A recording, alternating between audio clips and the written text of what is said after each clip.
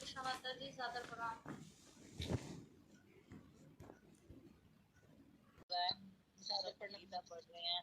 प्रणाम क्लास में। तो आज हम करेंगे अध्याय सादर प्रणाम। हरे कृष्ण।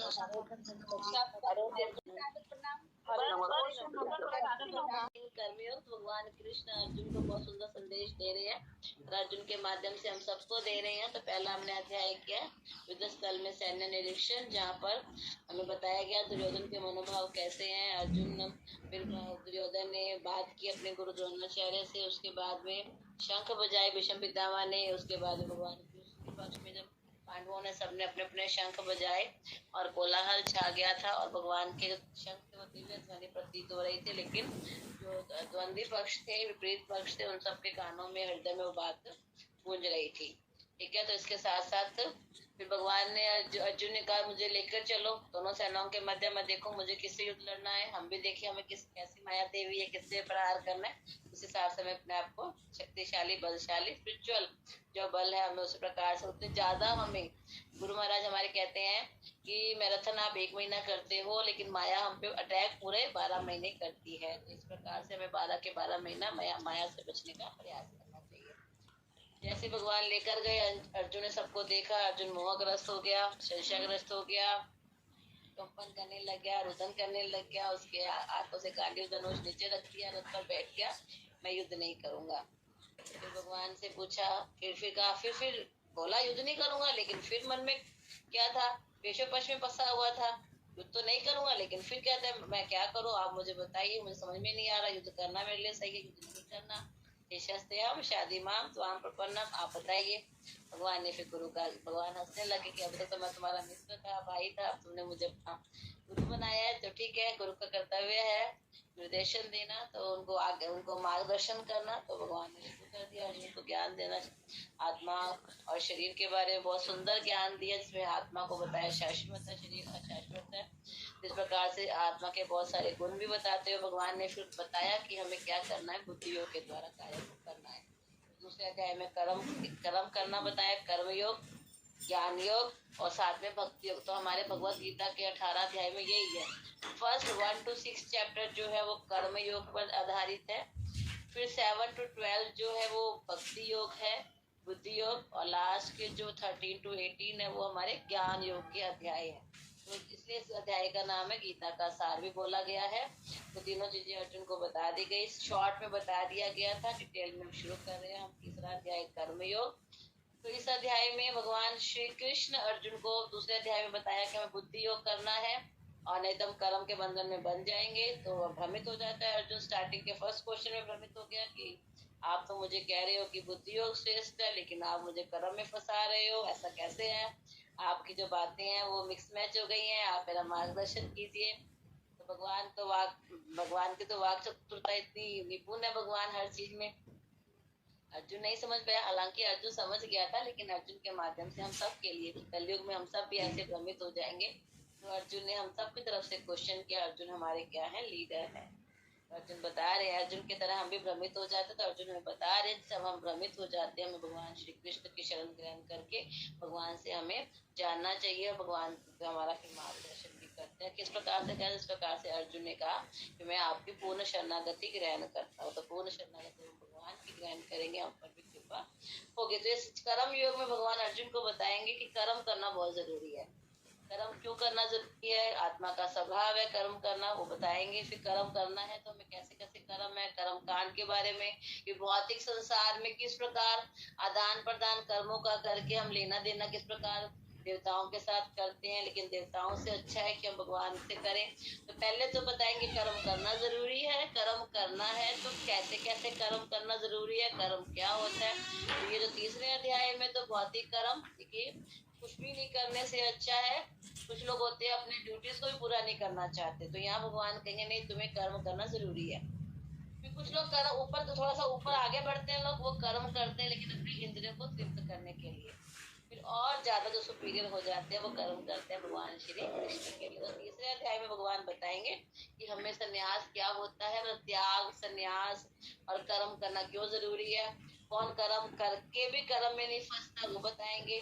ठीक है, तो इस प्रकार से उसकी मिथ्याचारी के लक्षण भगवान बताएंगे। और तीसरे अध्याय में कर्म करना, और चौथे में फिर जो बताएंगे किस प्रकार से दिव्य ज्ञान के द्वारा, पांचवें अध्याय में बताएंगे किस प्रकार से हमें उन कर्मों को कृष्ण भावना भावित कर्म में बदलना है। ठीक है, तो अभी हम मंगलाचरण करेंगे। मंगलाचरण करके हम अपने आचार्यों से, गुरु से कृपा की याचना करेंगे। भगवत गीता का जो ज्ञान कृष्ण अर्जुन को डायरेक्ट दे रहे हैं, और श्रील प्रभुपाद ने हमारे लिए इतना अच्छे से यथा रूप में सुलभ करवाया है तात्पर्यों के साथ। इस गीता के ज्ञान को हम पढ़े और हम अपने लक्ष्य को प्राप्त कर सके। अर्जुन की भांति हमारे मन में बहुत सारे जो संशय हैं वो संशय हमारे खत्म हो, हम भगवान की पूर्ण शरण ग्रहण कर सके। गीता के इस ज्ञान को हर समय हर पल हम अपने जीवन में अप्लाई करके, जो भगवान अर्जुन को बता रहे हैं मेरे लिए कार्य करो, तुम भगवान के धाम, मेरे धाम आओगे, वापस नहीं आना पड़ेगा। तो हम सबका भी यही है कि भगवान अभी हम मंगलाचरण करेंगे। कौन करवाएंगे मंगलाचरण, कौन भक्त करवाना चाहते हैं? एक भक्त मन कराएगी, मन कराएगी। कराइए बेटा। हरे कृष्णा माता जी। सादर प्रणाम। एक मिनट अंकल, माता जी एक बार यहाँ पर आ गए हैं, कोई मैं 2 सेकंड बाद। हरे कृष्ण। ओम ज्ञानतिमिरान्धस्य ज्ञानाञ्जनशलाकया नमः। श्रीचैतन्यमनोभीष्टं स्थापितं येन भूतले स्वयं रूपा कदा मह्यं ददाति स्वपदान्तिकं।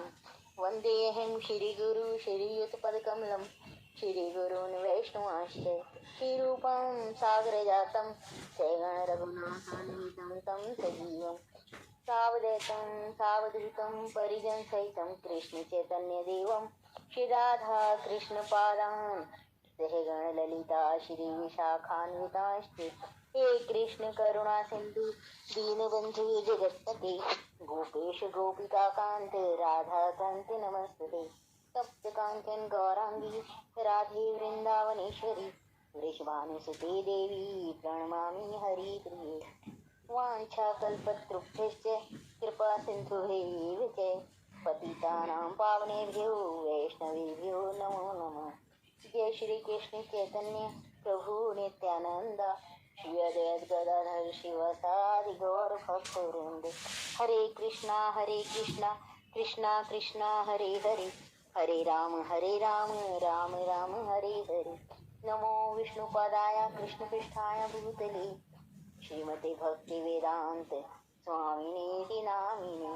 नमस्ते सारस्वती देवी गौरवाणी प्रचारिणे निर्विशेष शून्यवादी पाश्चात्य देशिकारिणी। हरे कृष्णा। हरे कृष्णा। श्रील प्रभुपाद की जय। हरे कृष्णा माता जी, सादर प्रणाम। हरे कृष्णा। सादर प्रणाम। हरे कृष्णा। तो हम शुरू करेंगे कर्मयोग अध्याय 3 भगवत गीता से। पहला श्लोक शुरू करते हैं। तो हमें पता चल गया अर्जुन संशयग्रस्त था, अब कुछ सहज हो गया है, कुछ ज्ञान उसे पता चल गया कि हाँ ठीक है, मैंने शरण ग्रहण किया भगवान की, तो भगवान मुझ पर कृपा कर रहे हैं, मुझे समझ में आ रहा है। हरे कृष्णा। तो अर्जुन उवाच जयायसी चेत कर्मणस्ते मता बुद्धि जनार्दन तत्किं कर्मणि घोरे माम नियोजयसि केशव। अर्जुन ने कहा जनार्दन हे केशव। देखिए सबसे अच्छा तरीका क्या है कि भगवान के अलग अलग नामों से अर्जुन पुकार रहे हैं। तो हम भी जब संशयग्रस्त होते हैं ना, इस प्रकार से भगवान को मधुसूदना केशवा, क्या आपने मधु नामक असुर को मारा, आपने केशी नामक असुर को मारा, मेरे मन में बहुत सारे असुर उठ रहे हैं, आप कृपा करो कृपा करो। तो इसलिए जनार्दन, लोगों के दुख को हरने वाले, जन अर्दन, जन मन लोग का दुख हरने वाले है केशव, केशव को मारने वाले। यदि आप बुद्धि को काम कर्म से श्रेष्ठ समझते हैं तो फिर मुझे इस घोर युद्ध में क्यों लगाना चाहिए? बुद्धि का मतलब क्या है? भक्ति योग, बुद्धि योग, योग के द्वारा भगवान से जुड़ना। कि हे कृष्ण, जब आप बुद्धि योग अच्छा है, फिर आप तो मुझे, अर्जुन ने क्या मान लिया कि अगर मैं युद्ध करूंगा तो मैं अपने कर्मों में फंस जाऊंगा। काम कर्म से श्रेष्ठ है बुद्धि योग, और आप मुझे इस घोर युद्ध में, इतना बड़ा युद्ध है ये वाला कुरुक्षेत्र का, इसमें आप मुझे लगाना चाहते हो। तो यहाँ प्रभुपाद बहुत ही सुंदर हमें बता रहे हैं कि कभी कभी क्या बुद्धि योग या कृष्ण भावना मृत को लोग जड़ता समझ लेते हैं। भक्ति का मतलब क्या है? फ्री होकर आराम से निठल्ले बैठ जाओ, कमाओ नहीं दमाओ नहीं, लोगों से मिलो नहीं जुलो नहीं, अकेले में बैठ जाओ। तो अर्जुन भी यही समझ रहा था कि मुझे अगर बुद्धि योग करना है, भक्ति योग करना है, तो वह सक्रिय जीवन से संन्यास ले लेगा और वो तपस्या एकांत स्थान में जाकर अभ्यास करेगा। और अर्जुन के तो बढ़िया था, युद्ध करना नहीं चाहता था, ऊपर से भगवान ने बुद्धि योग बता दिया, लेकिन उसने सोचा गलत।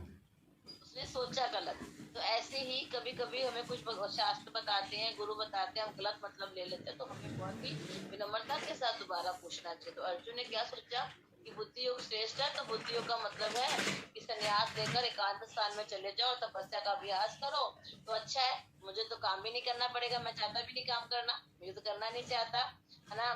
तो एक निष्ठ शिष्य होने के कारण उसने अपने गुरु के समक्ष अपनी जिज्ञासा को रखा। तो हमें फिर जिज्ञासा करनी चाहिए, ये ऐसा मेरे समझ, क्योंकि हमारी बुद्धि क्या है, छोटी है, सीमित है, तो हम उस बात को अच्छे से समझ नहीं सकते, तो हमें दोबारा पूछ लेना चाहिए। तो इसलिए अर्जुन ने भगवान से क्वेश्चन किया और भगवान फिर उसका उत्तर नेक्स्ट श्लोक से देना शुरू कर रहे हैं। तीसरे श्लोक से देंगे। व्यामिश्रेण इव वाक्येन बुद्धि मोयसी इव मे तदेकं वद निश्चित्य येन श्रेयो अहम आप्नुयाम। आपकी व्याम मिश्रित अनेक अर्थक उपदेशों से मेरी बुद्धि मोहित हो गई है, अतः कृपा करके निश्चय पूर्वक मुझे बताएं, इनमें से मेरे लिए सर्वाधिक श्रेयस्कर क्या होगा। तो अर्जुन ये प्रश्न पूछ रहे हैं हम सबके लिए। अर्जुन को क्लियर है, भक्त है, लेकिन वो किस लिए कह रहे हैं, ताकि आगे आने वाले जब सामान्य मनुष्य इस भगवत गीता को पढ़ेंगे सुनेंगे तो वो कंफ्यूज हो जाएंगे कि हमें कर्म करना चाहिए कि नहीं करना चाहिए। क्योंकि दूसरे अध्याय में भगवान ने सांख्य योग, बुद्धि द्वारा इंद्रियों को कैसे कंट्रोल करना है, निष्काम कर्म योग, और नए लोगों की भक्ति में स्थिति कैसी होती है, ये सब बता दिया। तो अब उनको सामान्य मनुष्य जब पढ़े तो बिना किसी भ्रम के इस भगवत गीता को स्वीकार कर सके। इसके लिए अर्जुन ने हमारी तरफ से प्रश्न किया है कि कृष्ण भावनामृत क्या है, जड़ता मतलब सब कुछ छोड़ छाड़ के और संन्यास ले ले, या फिर भगवान की सक्रिय सेवा में लग जाए। जी नेक्स्ट। श्री भगवान उवाच लोके अस्मिन् द्विविधा निष्ठा पुरा प्रोक्ता मया नघ ज्ञान योगेन संख्यानाम कर्म योगेन योगिनाम। श्री भगवान ने कहे, निष्पाप अर्जुन, मैं पहले ही बता चुका हूँ, आत्म साक्षात्कार का प्रयत्न करने वाले दो प्रकार के पुरुष होते हैं। कुछ इसे ज्ञान योग द्वारा समझने का प्रयास करते हैं, कुछ भक्ति में सेवा के द्वारा। तो भगवान ने अर्जुन को क्या बोला है, निष्पाप, कि तुम बहुत ही पवित्र आत्मा हो, इसीलिए तुमने मुझसे डायरेक्ट क्वेश्चन कर लिया। तो अगर जिसके मन में कपट होता तो अच्छा है, भगवान के बहाने के भगवान ने तो कह दिया कि बुद्धि योग श्रेष्ठ है, भक्ति योग श्रेष्ठ है, कर्मों में लगना नहीं, तो मैं सब कुछ छोड़कर चला जाता हूँ, भगवान से मिलता भी नहीं, और बाद में सारा जगह अफवाह उड़ा देता कि भगवान ने तो कहा था बुद्धि योग श्रेष्ठ है, तो मैं अगर युद्ध करूंगा तो कर्मों में बंधन में बंधूंगा, चला जाता हूँ। लेकिन यहाँ अर्जुन ने डायरेक्ट फिर भगवान से कहा कि आपने ये भी बोला, मेरे तो समझ में कुछ आया नहीं, आप बताइए मेरे लिए क्या अच्छा है, निश्चय पूर्वक करके मुझे बताइए कि इनमें से मेरे लिए सर्वाधिक श्रेष्ठ क्या है। तो हमारे लिए भी मन में आता है कि कहा जाता है, प्रभुपाद भी कहते हैं, घर की ड्यूटी ज्यादा जरूरी है और भक्ति तो है ही बहुत जरूरी, उसके बिना तो कुछ होगा ही नहीं। तो बहुत ज्यादा हम हर समय इस द्वंद में फंसते हैं। तो इसीलिए अगर हम डायरेक्ट भगवान से और गुरु से, प्रभुपाद से पूछेंगे कि बताइए आप कि मैं क्या करूं, मैं फंस गया हूँ, आप जो मेरे लिए अच्छा, सबसे अच्छा वो बताइए आप। तो भगवान कहते हैं कि दो प्रकार के पुरुष, कुछ ज्ञान योग के द्वारा समझने का प्रयास करते हैं, कुछ भक्ति योग के द्वारा यानी कि बुद्धि योग के द्वारा जानना चाहते हैं। तो यहाँ पर जो यहाँ ज्ञान योग का मतलब है सांख्य दर्शन। ज्ञान योगेन सांख्यानाम, कि एनालिसिस के द्वारा ज्ञान प्राप्त करके विश्लेषणात्मक एनालिसिस, क्या करते हैं वो विश्लेषणात्मक, ये अच्छा है ये बुरा है ना, वो इस प्रकार से ज्ञान हासिल करते हैं और फिर वो उस रिजल्ट पे पहुंचते हैं। पहला तरीका क्या है कि एनालिसिस किया, क्या अच्छा है क्या बुरा है, आत्मा क्या है, पदार्थ क्या है, एनालिसिस करके सांख्य योगेन करके ज्ञान प्राप्त करके फिर वो उसने अपने टारगेट को प्राप्त किया। और दूसरा रास्ता क्या है, सीधा श्रद्धा के साथ, भक्ति में सेवा के साथ डायरेक्ट लग गया।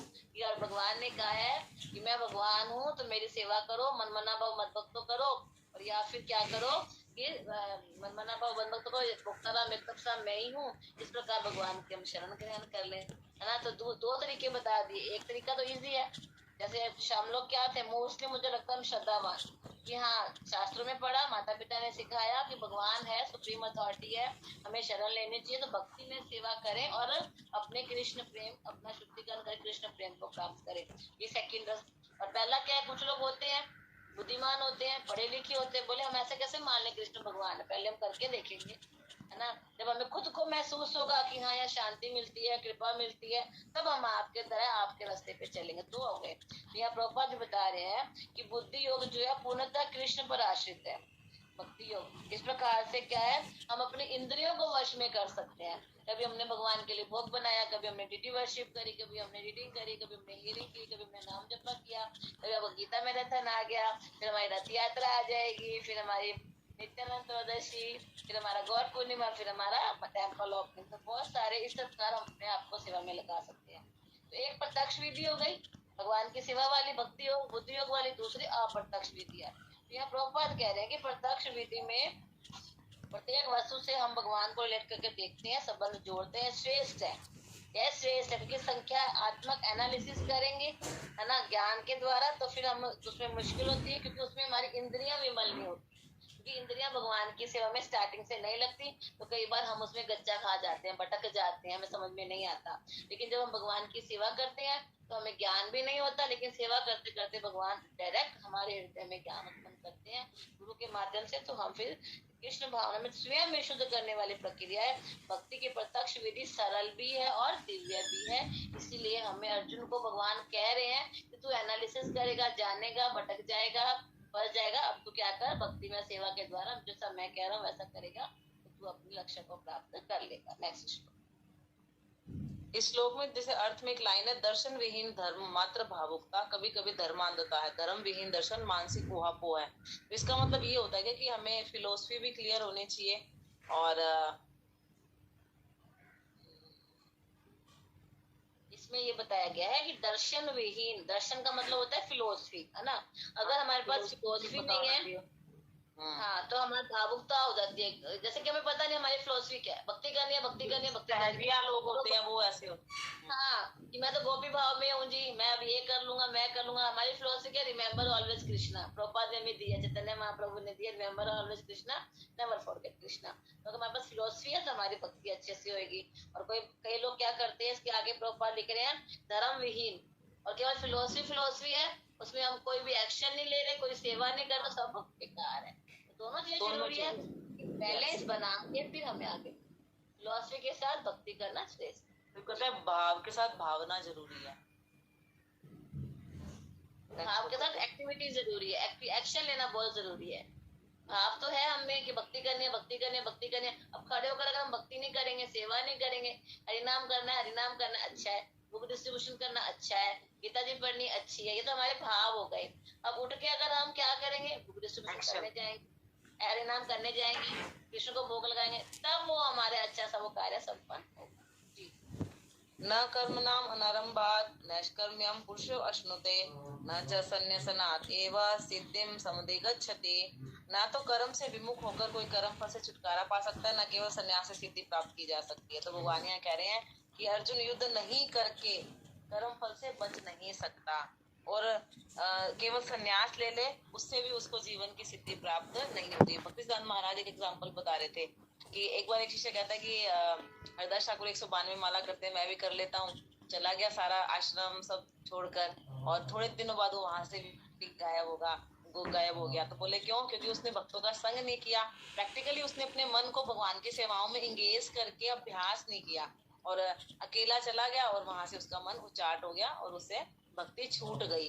तो इस तरह से तात्पर्य में श्रील प्रभुपाद बता रहे हैं कि जब हम भक्ति के विधि विधानों का पालन करके शुद्ध होते हैं तभी हम संन्यास ग्रहण करना चाहिए। एकदम से हम संन्यास तो ग्रहण कर लें, लेकिन मन अभी तक हमारा परिपक्व नहीं हुआ भक्ति के अंदर, हृदय भी शुद्ध नहीं हुआ, तो फिर हम सामाजिक उत्पात मचाते हैं। कई लोग संन्यास ले लेते हैं, उसके बाद फिर धार्मिक संस्थाएं खोलते हैं और संस्थाओं के माध्यम से फिर राजनीति में लग जाते हैं। देखा है हम सब ने, ऐसे पॉलिटिकल लीडर हैं कुछ।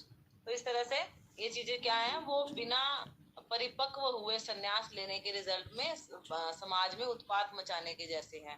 तो इसलिए वो कह रहे हैं कि भगवान की दिव्य सेवा में हमें लग जाना चाहिए। इसमें क्लियर बता दिया हमें कि अपनी ड्यूटी से हमें मुंह नहीं मोड़ना, कर्म फल से हमें छुटकारा नहीं मिलेगा, तब भी कर्म बंधन में बंधेंगे। और अगर कोई बहाना बना के सैफरन चोला पहन लिया, मैं संन्यास ले रहा हूँ, मैं त्याग ले रहा हूँ, है ना, मैं कर्मों में नहीं बंधूंगा, वो भी गलत है, वो समाज में उत्पात मचाएंगे। 5वां श्लोक करते हैं। न हि कश्चित् षण्मपि जातो तिष्ठत्य अकर्म कृत कार्यते ही वश कर्म सर्व प्रकृति जय गुण। बहुत सुंदर भगवान बता रहे हैं, न ही कश्चित् क्षणमपि, किसी भी क्षण तुम बिना कार्य किए नहीं रहोगे। प्रत्येक व्यक्ति को प्रकृति से अर्जित गुणों के अनुसार विवश होकर कर्म करना पड़ता है। कोई भी एक क्षण भर के लिए भी बिना कर्म किए नहीं रहता। तो ये आत्मा का स्वभाव है, देहधारी जीवात्मा का स्वभाव है, कर्म करना सक्रिय रहता है। पशु है, पक्षी है, पेड़ पौधे हैं, हम सब जीवात्मा है, देवता, कुछ भी कोई भी क्यों ना है, कुछ ना कुछ करता रहता है। पक्षी भी हिलते डुलते रहते हैं, उड़ते रहते हैं, जानवर भी, हम सब भी। तो आत्मा का स्वभाव हमेशा सक्रिय रहता है, कोई ना कोई कार्य करता रहता है। अगर आत्मा नहीं है तो हमारा शरीर हिलता डुलता भी नहीं, हमारा शरीर बिल्कुल क्या होता है, डेड हो जाता है। कि आत्मा जो इतना सक्रिय है कि वो शरीर को गतिशील कर देता है, तो फिर हम बिना कर्म किए कैसे कृष्ण भावना भावित हो सकते हैं। यदि आत्मा कृष्ण भावना में कर्म में लगा रहेगा, कर्मों में जो भी करता है उसके लिए वह अच्छा होता है। तो यहाँ पे बहुत सुंदर लास्ट में श्रील प्रभुपाद बता रहे हैं कि कोई अगर कृष्ण भावना में ध्यान के भक्ति को करता है, लेकिन वो शास्त्रों के हिसाब से कर्म ढंग से करे ना करे, और फिर यदि वो करते करते पतित भी हो जाता है, कई बार हम भक्ति में लगे लगे भी गलत कार्य हमसे हो जाते हैं, तो कहते कोई हानि नहीं है, कि तुम भगवान की भक्ति शरणागति ले चुके हो, है ना। अर्जुन को समझा रहे हैं कि तुम अगर मेरी शरण लेकर युद्ध करोगे, युद्ध में लोग मर भी जाएंगे, तुम्हें कोई हानि नहीं होगी। और अगर तुम अपने शास्त्र विहित कर्मों को तो करो, लेकिन तुम मेरे प्रति शरणागत न हो, मेरे लिए कर्म नहीं करोगे, तो वो फिर उसका क्या लाभ है। अगर कोई कृष्ण भावना भावित ना हो तो फिर उसके सारे कार्य, चाहे वो समाज को प्रसन्न कर दे, अपने घर को प्रसन्न करे, देश को प्रसन्न करे, वो उसके लिए बेकार रहता है। कोई भी अतः संन्यास या कोई भी शुद्धिकारी पद्धति कृष्ण भावना में के चरम लक्ष्य तक पहुंचने में सहायता देने के लिए है, लेकिन भक्ति तो हमें करनी ही करनी पड़ेगी। हम कुछ भी करें, लास्ट में भक्ति को तो हमें ऐड करना पड़ेगा। लास्ट में ऐड करने से अच्छा है स्टार्टिंग में ऐड कर लो। व्यक्ति 10 किलोमीटर पैदल चलता है, 10 किलोमीटर रिक्शे में चलता है, फिर गाड़ी में बैठता है, गाड़ी में तो बैठना ही पड़ेगा, भक्ति की गाड़ी में तो बैठना ही पड़ेगा। स्टार्टिंग में बैठ जाएंगे तो हमारे लिए अच्छा, इजीली फटाफट पहुंच जाएंगे। हरे कृष्ण। नेक्स्ट। कर्मेन्द्रियाणि संयम ययास्ते मनसा स्मरण इंद्रियार्थान विमूढ़ात्मा मिथ्याचार स उच्यते। जो कर्म इंद्रियों को तो वश में करता है, जिसका मन इंद्रिय विषयों का चिंतन करता रहता है, वह निश्चित रूप से स्वयं को धोखा देता है और मिथ्याचारी कहलाता है। तो हम आउटर रूप से तो दिखाते हैं कि हम सन्यासी हैं या हम भक्त बन गए, कंठी माला धारण कर ली और ये सब, लेकिन मन में हमारे विषय भोग की इच्छाएं हैं और हम छुप छुप के वो काम करते हैं, तो वो मिथ्याचारी होता है। भक्ति बता रहे थे, एक होता है सदाचारी, जो आचरण भी अच्छा करता है और मन में भी उसकी अच्छा है। दूसरा होता है दुराचारी, जिसका बाहर से दिखता है कि वो गलत कर्म कर रहा है, तो उससे दूर रहो भाई। लेकिन मिथ्याचारी क्या होता है, कपटी होता है, जो बाहर से कुछ और दिखाता है और मन में कुछ और होता है, अंदर से वो गलत होता है। जैसे रावण ने सीता का अपहरण कैसे किया, मिथ्याचारी बन के, तो इस प्रकार से। और हम सबको क्या बना, भगवताचारी। कृष्ण की प्रसन्नता के लिए कुछ भी करो, लेकिन कृष्ण की प्रसन्नता के लिए, अनुकूल भाव से, प्रतिकूल भाव से नहीं। तो यहाँ पे श्रील प्रभुपाद बता रहे हैं कि वो मन में इंद्रिय भोग का चिंतन करता रहता है। तो हमारे लिए विधि विधानों का पालन इसलिए बनाया ताकि हमारी शुद्धि हो।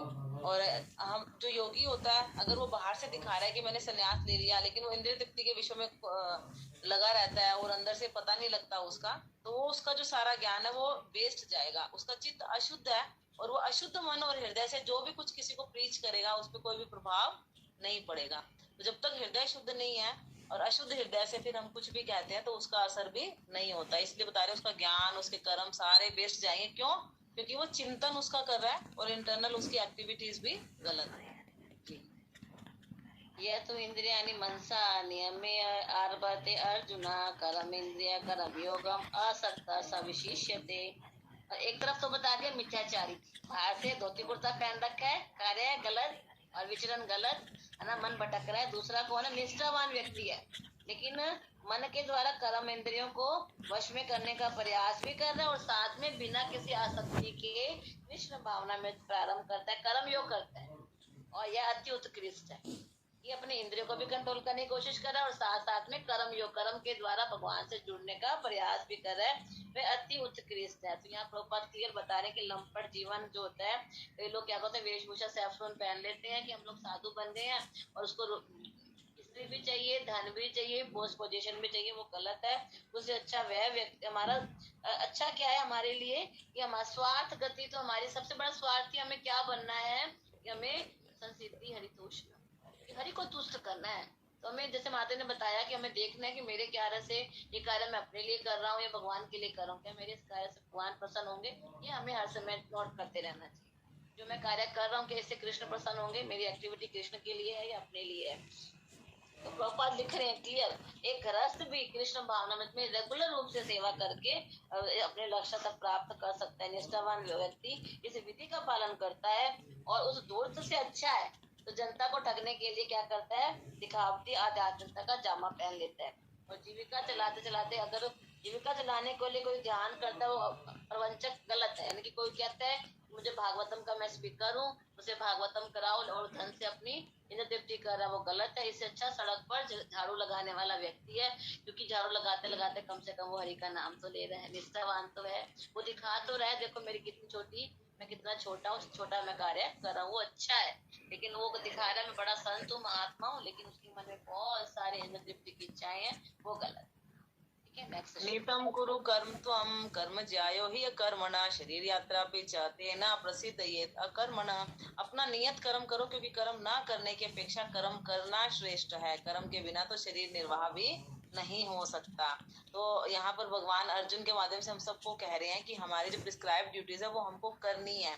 हम आलसी बन जाएं कोई बहाना बना के कि हाँ इससे तो घर में लड़ाई झगड़ा हुआ इसलिए हम ये काम ही नहीं कर रहे, उससे फायदा नहीं है, कायरता है। कर्म ना करने की अपेक्षा कर्म करना श्रेष्ठ है।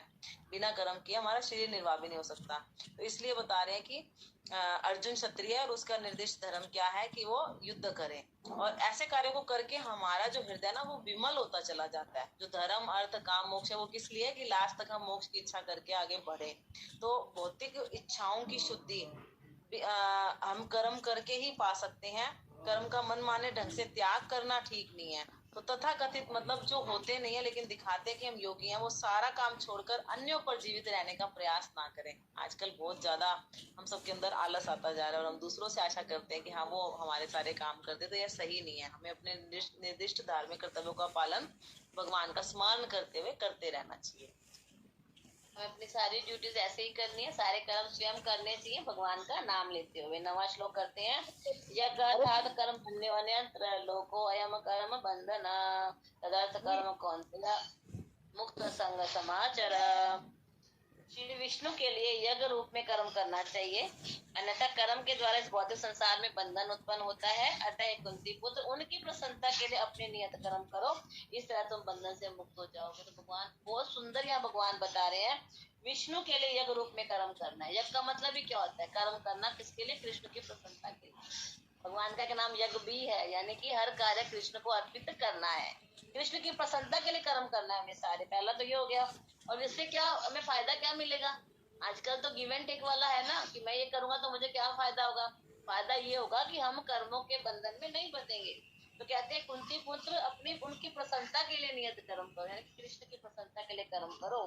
इस प्रकार से मनुष्य को क्या करता है, कोई ना कोई कर्म तो करना ही करना है, ड्यूटी सारी करनी है। लेकिन कर्म करते करते हम क्या सोचे कि मैं ये कृष्ण की प्रसन्नता के लिए कर रहा हूँ। सबसे इजी भी है, जो भी कर्म करें कृष्ण की प्रसन्नता के लिए करें। ये सोचे कि ये मेरा यज्ञ के रूप में कर्म है, यज्ञों में विष्णु बताया गया है। और वर्णाश्रम धर्म में रहकर गृहस्थ आश्रम, ब्रह्मचर्य, वानप्रस्थ, संन्यास सब आश्रमों में हर व्यक्ति जो है उसका उद्देश्य क्या है, कृष्ण को प्रसन्न करना।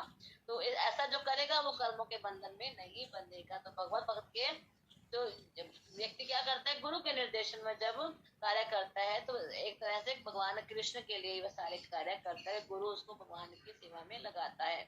तो हर कार्य कृष्ण की प्रसन्नता के लिए करना चाहिए, इस विधि से बंधन भी नहीं होएगा। और मनुष्य धीरे धीरे जब कृष्ण को, हमारी फिलोसफी क्या थी, ऑलवेज रिमेम्बर कृष्ण, कर्म करते करते कृष्ण को याद कर रहा है, धीरे धीरे कृष्ण के प्रति प्रेम प्रकट हो जाएगा, भगवत धाम चले जाएंगे। यशोदा मैया क्या कर रही है, माखन निकाल रही है, कृष्ण की लीलाओं को याद कर रही है। कृष्ण को देखने के कमरे में उठ के तो नहीं आ रहा कन्हैया मेरा, सुबह सुबह का टाइम था। तो यशोदा मैया हमें बता रही है कि हमें किस प्रकार से अपने सारे कार्य कृष्ण का गुणानुवाद करते हुए, इसको याद करते हुए करना चाहिए। सह यज्ञ प्रजासृष्ट्वा पुरोवाच प्रजापति अनेन प्रविश्यध्वम् एष व अस्तु इष्टकाम दुख। सृष्टि के प्रारंभ में समस्त प्राणियों के स्वामी मतलब भगवान ने विष्णु के लिए यज्ञ सहित मनुष्यों और देवताओं की संततियों को रचा। तो यज्ञ के हिसाब से देवताओं को, मनुष्यों को रचा और उनसे कहा कि तुम इस यज्ञ से सुखी रहो। क्योंकि इसके करने से तुम्हें सुख पूर्वक रहने और मुक्ति प्राप्त करने के लिए समस्त वांछित वस्तुएं प्राप्त हो सकेंगी। तो यहाँ भगवान ने इस सृष्टि की रचना क्यों की है, ये भगवान स्वयं बता रहे हैं कि यज्ञ करके आप लोग सुखी रह सकते हो और वांछित वस्तुएं मिलेंगी यहाँ सरवाइव करने के लिए और मुक्ति प्राप्त करने के लिए, दोनों काम होंगे एक साथ। तात्पर्य में श्रील प्रभुपाद बहुत सुंदर बता रहे हैं, भौतिक सृष्टि की रचना हम सबके भगवत धाम वापस जाने के लिए सुअवसर है, लेकिन हमने यहाँ आकर अपने संबंध को भगवान के साथ भुला दिया है। अब वैदिक नियम ये हमारी सहायता करते हैं। वेदों का उद्देश्य भगवान को समझना है और इस प्रकार से भौतिक जगत से बद्ध जीव यह सीखे कि विष्णु को प्रसन्न करने के लिए वो यज्ञ करे और इस जगत में चिंता रहित होकर कि किस प्रकार हम ये चिंता रहित होकर सुख पूर्वक रहें, इसके लिए और भौतिक देहांत होने पर हम भगवत धाम कैसे जा सके, इसके लिए सृष्टि की रचना हुई है। और कलयुग में हरे कृष्ण कृष्ण कृष्ण हरे हरे, हरे राम राम राम हरे संकीर्तन यज्ञ है। जब हैदराबाद प्रभुपाद गए और वहां पे अकाल था तो प्रभुपाद ने सबको बोला कि संकीर्तन करो, तो सब भक्तों ने 10 दिन कीर्तन किया और इतनी तेज वर्षा हुई और पूरा जो इलाका था वो खुश हो गया कि इतने महान संत इस नगरी में आए हैं संकीर्तन लेकर, कि इतने टाइम से, लंबे टाइम से अकाल चल रहा था और वो अकाल खत्म हो गया क्योंकि वर्षा हो गई थी। तो इस प्रकार से यहाँ बता रहे हैं कि बुद्धिमान लोग संकीर्तन यज्ञ के द्वारा महाप्रभु की पूजा करेंगे। जी, यहाँ पर 2-3 श्लोकों में भगवान हमें एक बहुत सुंदर बता रहे हैं, एक दूसरे से रिलेट करते हुए श्लोक है। जैसे एक जेल है, एक जेल के अंदर हमें टीवी भी मिल गया, एसी मिल गया, खाने पीने को सब कुछ मिल गया, तो हम उन चीजों से क्या करते हैं, वो चीजें हमें क्यों मिली है, ताकि जेल में हम अच्छी तरह रहकर अपने आप को सुधारें और वापस जेल से बाहर आ जाएं। लेकिन हम करने क्या लग जाते हैं, जेल में जाकर उन चीजों का मिसयूज, अरे टीवी भी है, अरे खाना भी है, अरे रहने को भी जगह है, तो उन चीजों से अटैच होकर उसी चीज को अपना मानकर वही रहने का प्रयास करते हैं। तो यही भगवान बता रहे हैं कि आप लोग उस चीजों से अटैच मत। तो भगवान ने इस संसार बनाया, सारे देवी देवता बना रहे, देवी देवता के अलग अलग डिपार्टमेंट है जो अलग अलग चीजें हमें देते हैं, कोई हमें जल दे रहा है, कोई वायु दे रहा है, कोई अग्नि दे रहा है ना, कोई अन्न दे रहा है। इस प्रकार से हम सबके लिए बनाए, लेकिन हम इन चीजों से इतना अटैच हो जाते हैं कि वही रहना शुरू कर देते हैं। तो 11वें श्लोक में भगवान बता रहे हैं, देवान भावयतानेन ते देवा भावयन्तु वा परस्परम भावयन्त श्रेय परम अवस्थितः। यज्ञों के द्वारा प्रसन्न होकर देवता तुम्हें प्रसन्न करेंगे। इस तरह मनुष्य और देवताओं के मध्य से योग से सबको संपन्नता होगी। मनुष्य क्या करेगा, यज्ञ करेगा और फिर यज्ञ के द्वारा देवताओं को प्रसन्न करेगा। देवताओं से क्या देंगे, अन्न, जल, धन, वन, वायु सब कुछ देंगे। तो इस प्रकार से मनुष्य वहां रहकर अपनी भक्ति आराम से कर सकता है। यहाँ बता रहे हैं प्रभुपाद कि प्रत्येक जीव द्वारा शरीर धारण करने के लिए उसे वायु, प्रकाश, जल सब चीजों की जरूरत होती है, देवताओं के अधिकार में है ना। इस प्रकार से भगवान के शरीर के विभिन्न भागों में असंख्य सहायकों के रूप में सारे देवी देवता है। भगवान के बॉडी पार्ट्स है सारे देवी देवता, तो उनकी अप्रसन्नता मनुष्यों के द्वारा यज्ञ पर है ना। तो यज्ञ करके हम उन देवताओं को प्रसन्न करें ताकि वो हमें सब समान दे, है ना। तो इस प्रकार यह बताया गया है, यदि हम वो यज्ञ किसके लिए करें, कृष्ण के लिए करें। क्यों करें, क्योंकि कृष्ण के सारे बॉडी पार्ट्स ही सभी देवी देवता हैं। जिस प्रकार एक एग्जांपल प्रभुपाद देते हैं कि अगर हम वृक्ष की जड़ में पानी देंगे तो उसकी पत्तियां भी पुष्ट हो जाएंगी, फल भी, फूल भी, शाखाएं भी, तना सब कुछ। ऐसे ही अगर हम कृष्ण के लिए यज्ञ करें तो सारे देवी देवता भी प्रसन्न होकर हमें जल भी देंगे, वायु भी देंगे और सब कुछ देंगे, प्रकाश भी देंगे। तो वो यज्ञ कौन सा है कलयुग में, वो यज्ञ है हरे कृष्ण महामंत्र यज्ञ करना। और यहाँ एक और प्रभुपाद बता रहे हैं कि हमें करना क्या है, यज्ञ से सारे काम पवित्र हो जाते हैं। यज्ञ में मनुष्य भोग लगाता है, इनके संकीर्तन करते समय अगर हम भगवान को भोग भी लगा रहे हैं तो हमारा भोजन शुद्ध होता है, भोजन से हमारा जीवन शुद्ध होता है, हमारे शुद्ध सूक्ष्म तंतु शुद्ध हो जाते हैं और धीरे धीरे चिंतन करके वह भगवान कृष्ण के धाम पहुंच जाता है। अगला इष्टान भोगान ही व देवा दास्यन्त यज्ञ भाविता तेर दत्तान प्रदायो ये भुक्ते तेन एव स।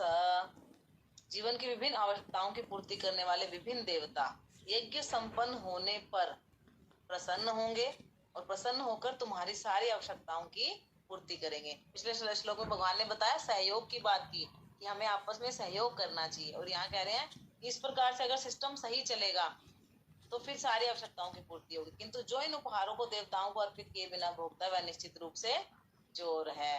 तो हमें जो भी हमारा भरण पोषण करते हैं पिता, पति, पुत्र, और हम उनकी सेवा ना करें तो हम क्या हो गए, बेईमान हो गए ना। तो इसी तरह से कैसे यहाँ भगवान बता रहे हैं, श्रील प्रभुपाद तात्पर्य में बता रहे हैं कि ये सब कुछ हम आजकल समझते नहीं कि भगवान क्या है, इसीलिए देव यज्ञ का विधान किया है। अगर कोई भगवान की डायरेक्ट पूजा करता है तो उसको अलग से देवताओं की पूजा करने की आवश्यकता नहीं है, क्योंकि वो जड़ में पानी दे रहा है या उधर में भोजन डाल रहा है। लेकिन अगर कोई भगवान की को नहीं जानता, भगवान की पूजा में नहीं, तो फिर उसको देव यज्ञ करना चाहिए। तो ये भौतिक गुण के अनुसार वेदों में यज्ञों का विधान है। तो जो मांसाहारी हैं वो देवी काली की पूजा करते हैं, तो अपने गुण के अनुसार वो पूजा करते हैं। जो सत्वगुणी लोग होते हैं भगवान विष्णु की पूजा करते हैं। तो हमें 5 यज्ञ करने चाहिए। पहला ब्रह्म यज्ञ स्वाध्याय करके कर सकते हैं हम, और दूसरा देवताओं का होम करके, तीसरा पितरों को पिंड क्रिया करके पिता वगैरह को, और थर्ड सब जीवों को देने के लिए अन्न और जल का दान करना, और 5वां गुरु ऋषि को तृप्त करने के लिए जैसे घर में सत्संग कथा वगैरह हम करते हैं। तो बाई चांस हमारा सारा ही होता है। हम बुक रीडिंग करते हैं और अन्न दान प्रसाद वगैरह हमारा चलता रहता है, फूड फॉर लाइफ वगैरह है ना। और भक्तों को भी प्रसाद खिलाने का प्रयास रहता है जब पितरों के दिन हमारे चलते हैं तब। और देवताओं के लिए जो है संकीर्तन है, उसमें देवता गुरु ऋषि ये सब, और घरों में हमारे संकीर्तन है। तो इस तरह से 5 महायज्ञ हमारे अपने आप से ही पूरे हो जाते हैं। और आवश्यक वस्तुएं सारे भगवान हमें दे रहे हैं, लेकिन हमें इन वस्तुओं के लिए भगवान पर आश्रित होना चाहिए। इन चीजों को उपयोग करके आत्म साक्षात्कार करके और जीवन संघर्ष से मुक्ति प्राप्त करनी चाहिए।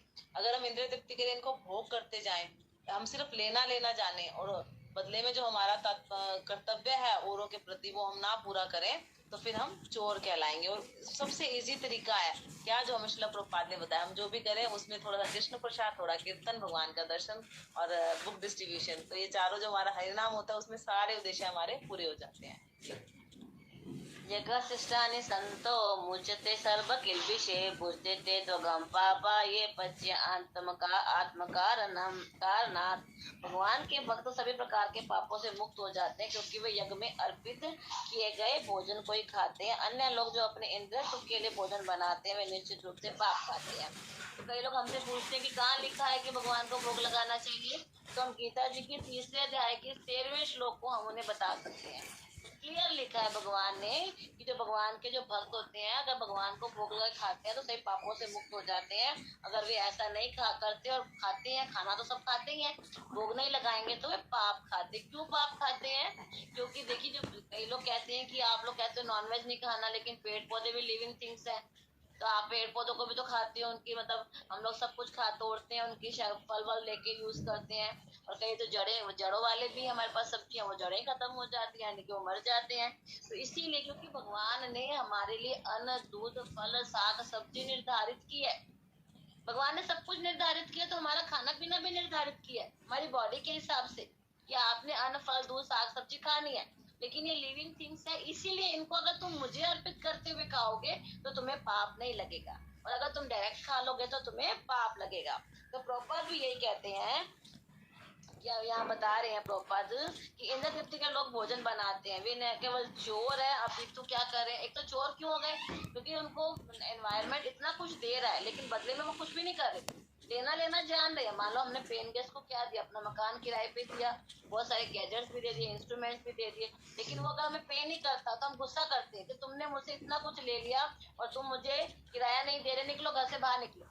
ऐसे ही भगवान ने हमें इतना कुछ दिया, देवी देवताओं ने इतना कुछ दिया, अगर हम रिटर्न में कुछ भी नहीं करेंगे, भोग बना के अगर भोग भगवान को लगाते हैं तो ये हमारी ड्यूटी पूरी होती है। तो सभी प्रकार से सुखी रहने के लिए मनुष्य को भगवान को अपना भोजन अर्पित करना चाहिए। पिछले श्लोक में आया था कि ऐसा अर्पित भोजन से हमारा शरीर शुद्ध होता है, सूक्ष्म तंतु शुद्ध होते हैं, हमारी चेतना भगवान में लगती है, और धीरे धीरे हम भगवान के लिए प्रति प्रेम हमें जागृत हो जाता है। लेकिन ये अन्न हमें मिलता कैसे है, वो नेक्स्ट श्लोक में बताएगा। अन्नात् भवन्ति भूतानि पर्जन्यात् अन्न संभव यज्ञात् भवति पर्जन्य। यज्ञ कर्म समुद्भव। सारे प्राणी अन्न पर आश्रित हैं, जो वर्षा से उत्पन्न होता है। वर्षा यज्ञ संपन्न करने से होती है, यज्ञ नियत कर्मों से उत्पन्न होता है। तो इसका एक सर्कल बन जाता है कि प्राणी अन्न पर, अन्न वर्षा से, वर्षा नियत यज्ञ से, और यज्ञ नियत कर्मों से उत्पन्न होते हैं, और नियत कर्म प्राणी करता है। इस प्रकार से ये चलता रहता है। वर्णाश्रम धर्म किस लिए? मोक्ष और विरक्ति के लिए।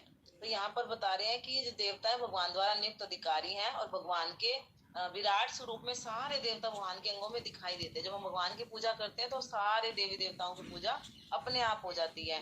फिर यहाँ फिर से दोबारा श्रील प्रभुपाद बता रहे हैं कि हम जब भगवान को भोग लगाकर खाते हैं तो उसमें भगवान की कृपा मिल जाती है। जैसे कोई संक्रामक रोग फैलता है, इसी प्रकार से भगवान का प्रेम भी भगवान का भोग लगा खाने से बढ़ता है। तो ये जो सारे हमारे पाप फल हैं वो नष्ट हो जाते हैं सिर्फ भगवान को भोग लगाकर खाने की वजह से। इसलिए भौतिक संदूषण से ये निरापद कर देते हैं हमें। तो केवल कृष्ण को अर्पित किया हुआ भोजन खाने से ही हम भौतिक दूषणों के फलों से सामना करने में समर्थ हो सकते हैं और आत्म साक्षात्कार भी हमारा अच्छा हो जाता है। तो इसलिए हमें भगवान को भोग लगाकर खाना चाहिए जी, और संकीर्तन यज्ञ करना चाहिए। माइक म्यूट आपका। करम ब्रह्म उद्भवम विद्धि ब्रह्मक्षसम उद्भवम तस्मात् सर्वगतम ब्रह्म नित्यम यज्ञ प्रतिष्ठितम। वेदों में नियमित कर्मों का विधान है। ये वेद साक्षात श्री भगवान से प्रकट हुए हैं, फलतः सर्वव्यापी ब्रह्म यज्ञ कर्मों में सदा स्थित रहता है।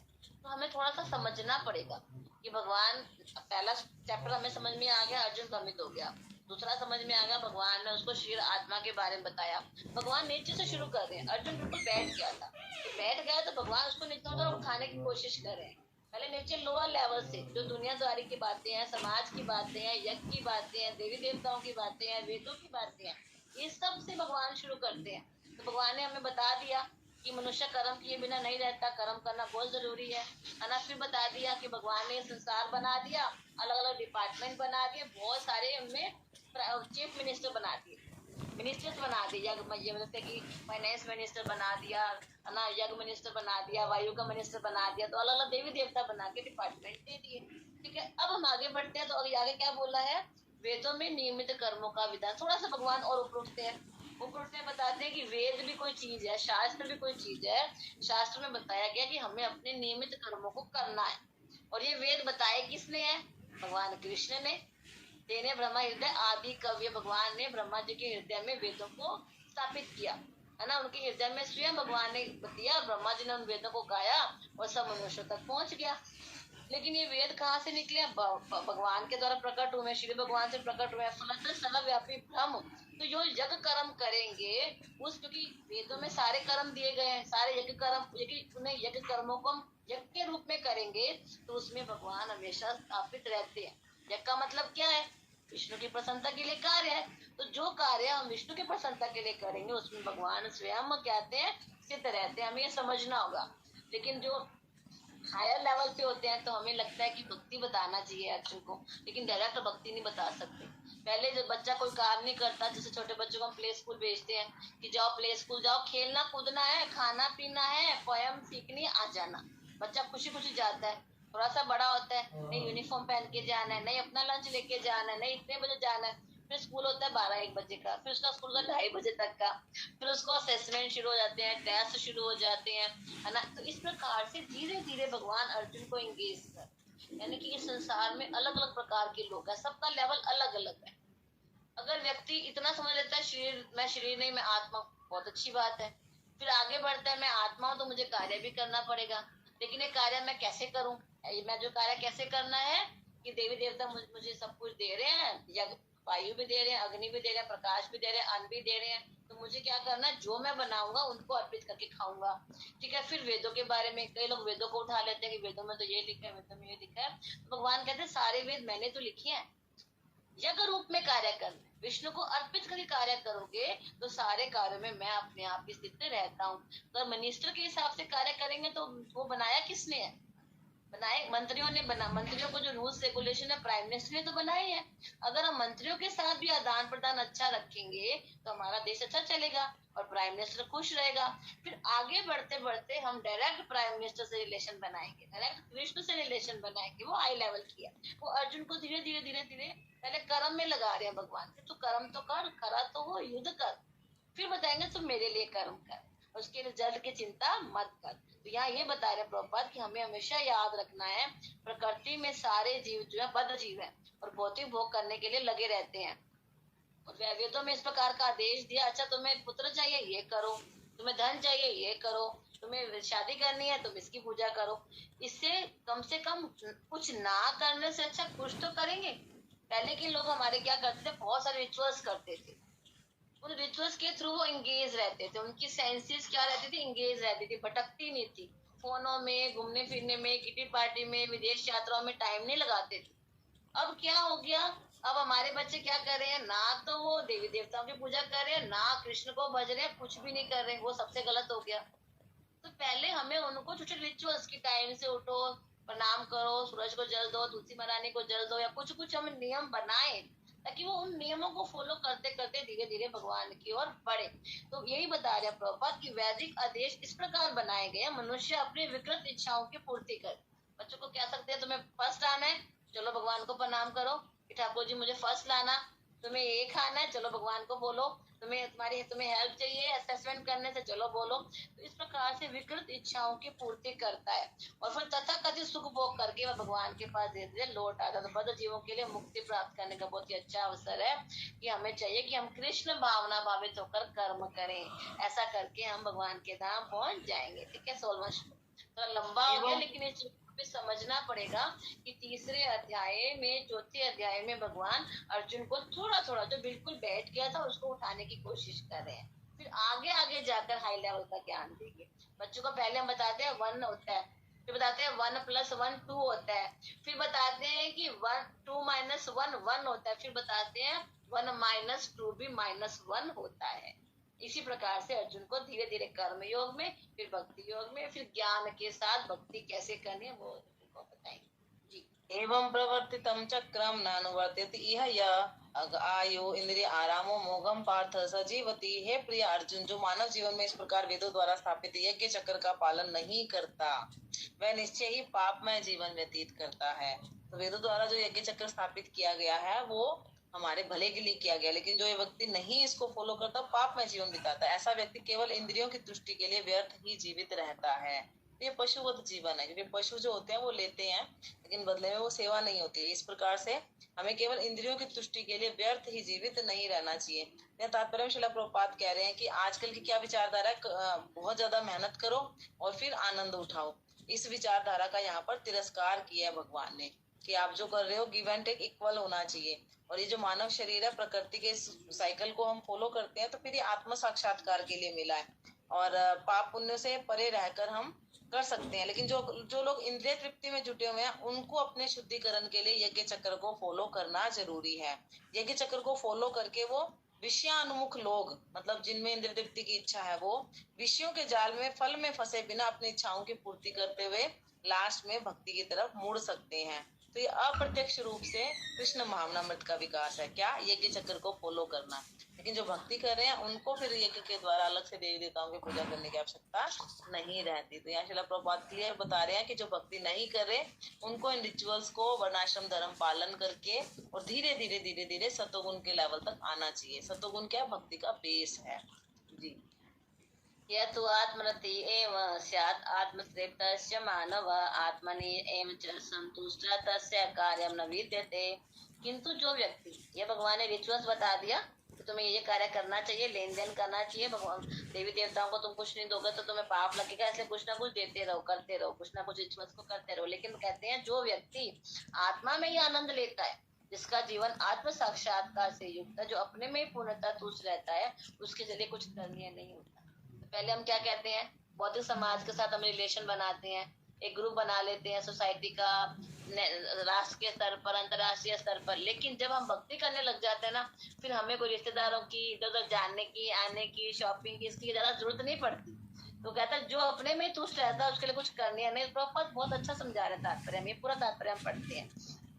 जो व्यक्ति पूर्णतः भक्ति में लगा रहता है ना, भक्ति में वो संतुष्ट हो जाता है, उसको कुछ नियत कर्म नहीं करने पड़ते, क्योंकि कृष्ण भावना में कर्म करते करते उसका हृदय की सारी मैल धुल जाती है ना, उसकी चेतना शुद्ध हो जाती है और शुद्ध होकर उसको वास्तविकता में पता चल जाता है कि मैं शरीर नहीं, मैं आत्मा हूँ, मैं भगवान का अंश हूँ और भगवान की सेवा करके, भगवान का नाम लेके मैं भगवान के धाम पहुंच जाऊंगा। तो भगवत कृपा से उसका कार्य स्वयं प्रकाशित हो जाता है। हमें भी लोग कहते हैं ना कि आपके काम कैसे होते हैं, आपकी रिश्तेदारी, आपकी शॉपिंग, आपकी बहुत सारी ड्यूटीज, घर पे बच्चों का, तो वो अपने आप ठाकुर जी बुद्धि देते जाते हैं। तदामि बुद्धि योगम तम, कि मैं उसको बुद्धि योग दे देता हूँ जो मेरे लिए कार्य करेगा कि चल ठीक है तुम ऐसे से कार्य कर लो, तुम ऐसे से कार्य कर लो। तो भगवत कृपा से उसके कार्य स्वयं प्रकाशित हो जाता है और उसके जो वैदिक आदेशों के कार्य है वो अपने आप ही हो जाते हैं, उसके करने की जरूरत नहीं रहती। वैदिक कार्य के प्रति उसके कर्तव्य निशेष खत्म हो जाते हैं। तो ऐसा व्यक्ति कभी भौतिक कार्य में रुचि नहीं लेता, ना तो उसे सूरा चाहिए। लोग कहते हैं तुम घास फूस खाते हो, तुम्हें नॉनवेज नहीं खाते, तुम्हारे में विटामिन डी की कमी हो जाएगी, तुम ये नहीं खाते, तुम्हें आयरन कैसे मिलेगा, प्रोटीन कैसे मिलेगा। लेकिन हमारे सारे भक्त 80-80 साल के भी हमारे जो गुरु महाराज सब सेवा में लगे हुए, कहाँ से मिल रहा है? तो क्लियर प्रभुपाद कह रहे ना तो उन्हें सूरा की जरूरत है, ना सुंदरी की, न अन्य परलोकों में उन्हें कोई आनंद आता है। उनके सारे कार्य ठाकुर जी कराते। ठीक है, नेक्स्ट श्लोक।